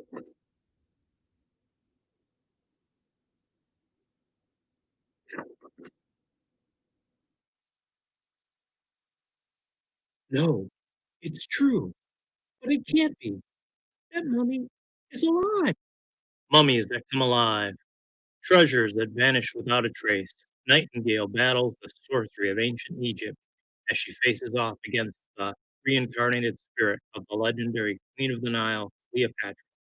Can Nightingale and Detective Brown discover the mystery at the museum? So, this is our suspect? A 3,000-year-old mummy? Doesn't seem possible. Maybe a disgruntled employee? Well, that's very Scooby-Doo of you. Besides, he doesn't look a day over 2075 to me. I deal in facts. First, mummies don't come alive. Secondly, there was no forced entry. Classic case of an inside job. Don't tell me you believe in the supernatural. I don't know. Maybe. Looks like the night watchman saw something. Someone gave that poor fellow quite a fright. But a real mummy? I seriously doubt that. I'm going to question our other suspects.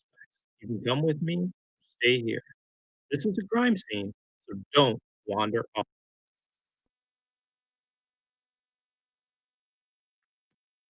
The city. We moved here years ago. Two kids from a small town with a baby in tow. Us against the world, but the city wasn't against us.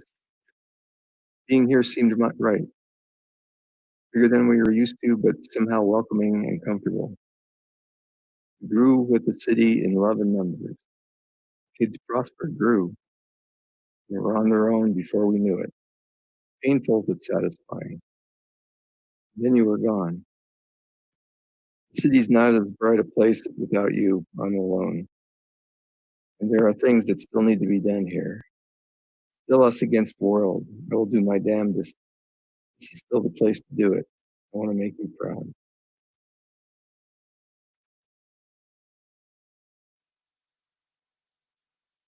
Huzzah by Marianne Rose Packey.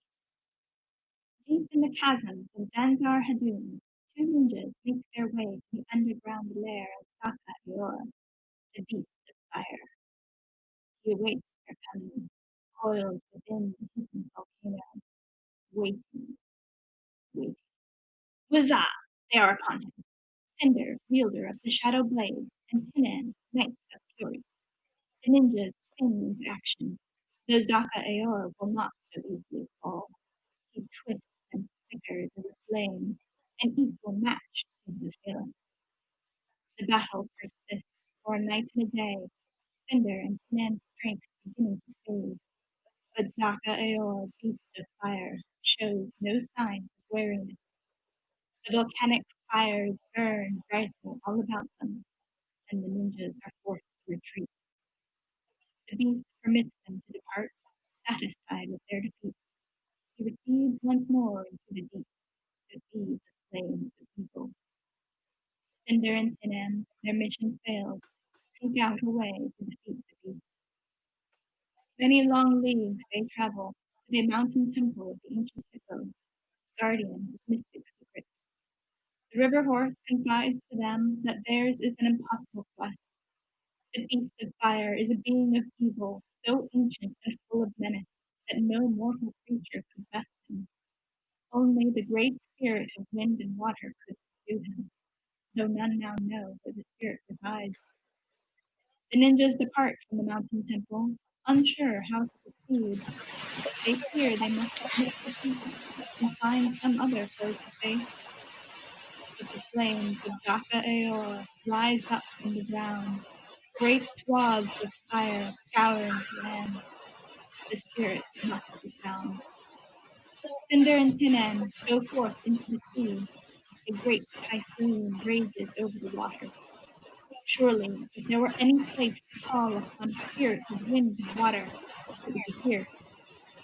The ninjas raise their voices to plead with the wind. Their tiny ship buffeted by the waves, and the downpour drenching into the skin. The waves carry the boat high into the sky, raising the ninjas to the wind. They tell the storm of the fires and the evils of Daka Aor. Gently the ship is let down, and the winds and the waters recede. They feel a breeze head toward the land, and the current goes with the wind. Upon reaching the land, the ninjas race forth, hoping to assist in the fray. At the chasm they find a great battle, a duel of two ancient powers. The wind had drawn the beast to its depths, so it might perish underground. Daka Aor's flaming minions swarm out from the cracks of the boom. They seek to destroy while their powers still burn. But huzzah! The ninjas come forth. The shadow blades slice, the fury knocks down, while the winds and the waters surge. Daka Aor falls defeated, and his fires of malice extinguished. The tempest dies down, and the sky above clears, and a peace falls over the land.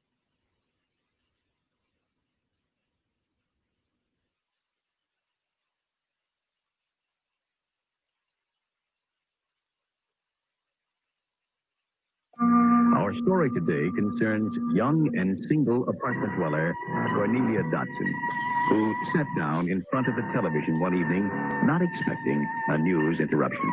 We interrupt Melrose Place to bring you a special report. Andy Warhol's famous book, that everyone will be a star for 15 minutes, has been voted into law by the House and Senate today. Honey. The very next day, Cornelia received a telegram.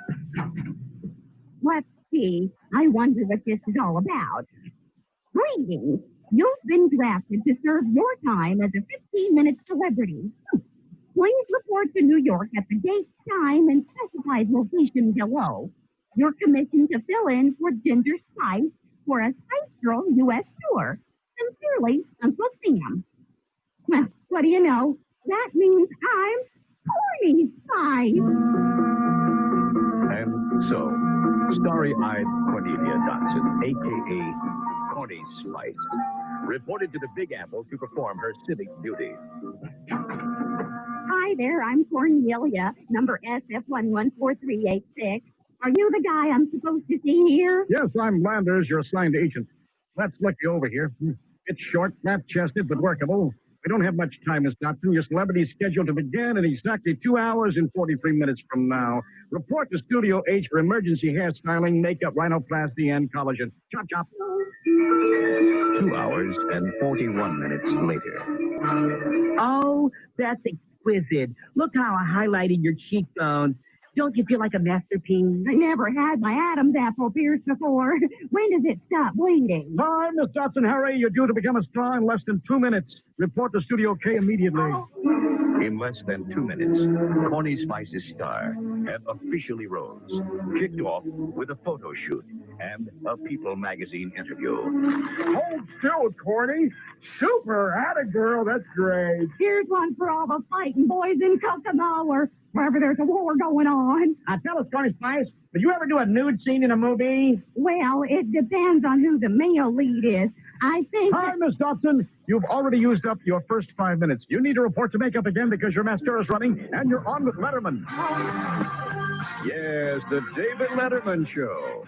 With 4 minutes and 18 seconds left, Cornelia Dotson had most certainly hit the big time. So anyway, Dave, since my fans have been so good to me, I want to give something back by saving the spotted whales and helping old people by buying them more Hickory Farms gift bags.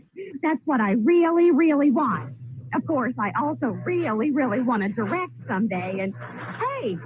Hi, Miss Dotson. Please leave the stage and don't say anything more today. I'm sorry, but government orders are that we succinctly time your celebrity, and unfortunately, the Letterman interview finished up your remaining minutes, leaving us, of course, with no choice but to draft a newcomer for the actual tour with the Spice Girls. One of our representatives will deliver you to your proper place in history. And so Corny Spice was escorted to her final destination. Here you go. Thank you for your contribution to the entertainment industry. Sure is dark in here. Hello. Oh, hi. I'm Corny Spice. Who are you? I'm Jenny McCarthy. Corny Spice, I was such a fan of yours 20 minutes ago, but boy, do you suck now.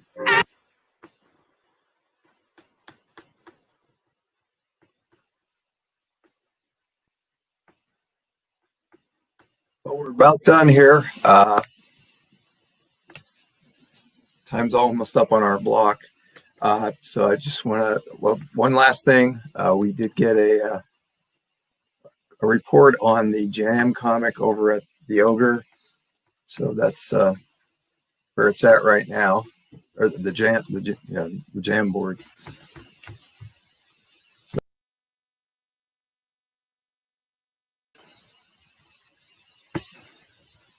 So it's time to close up.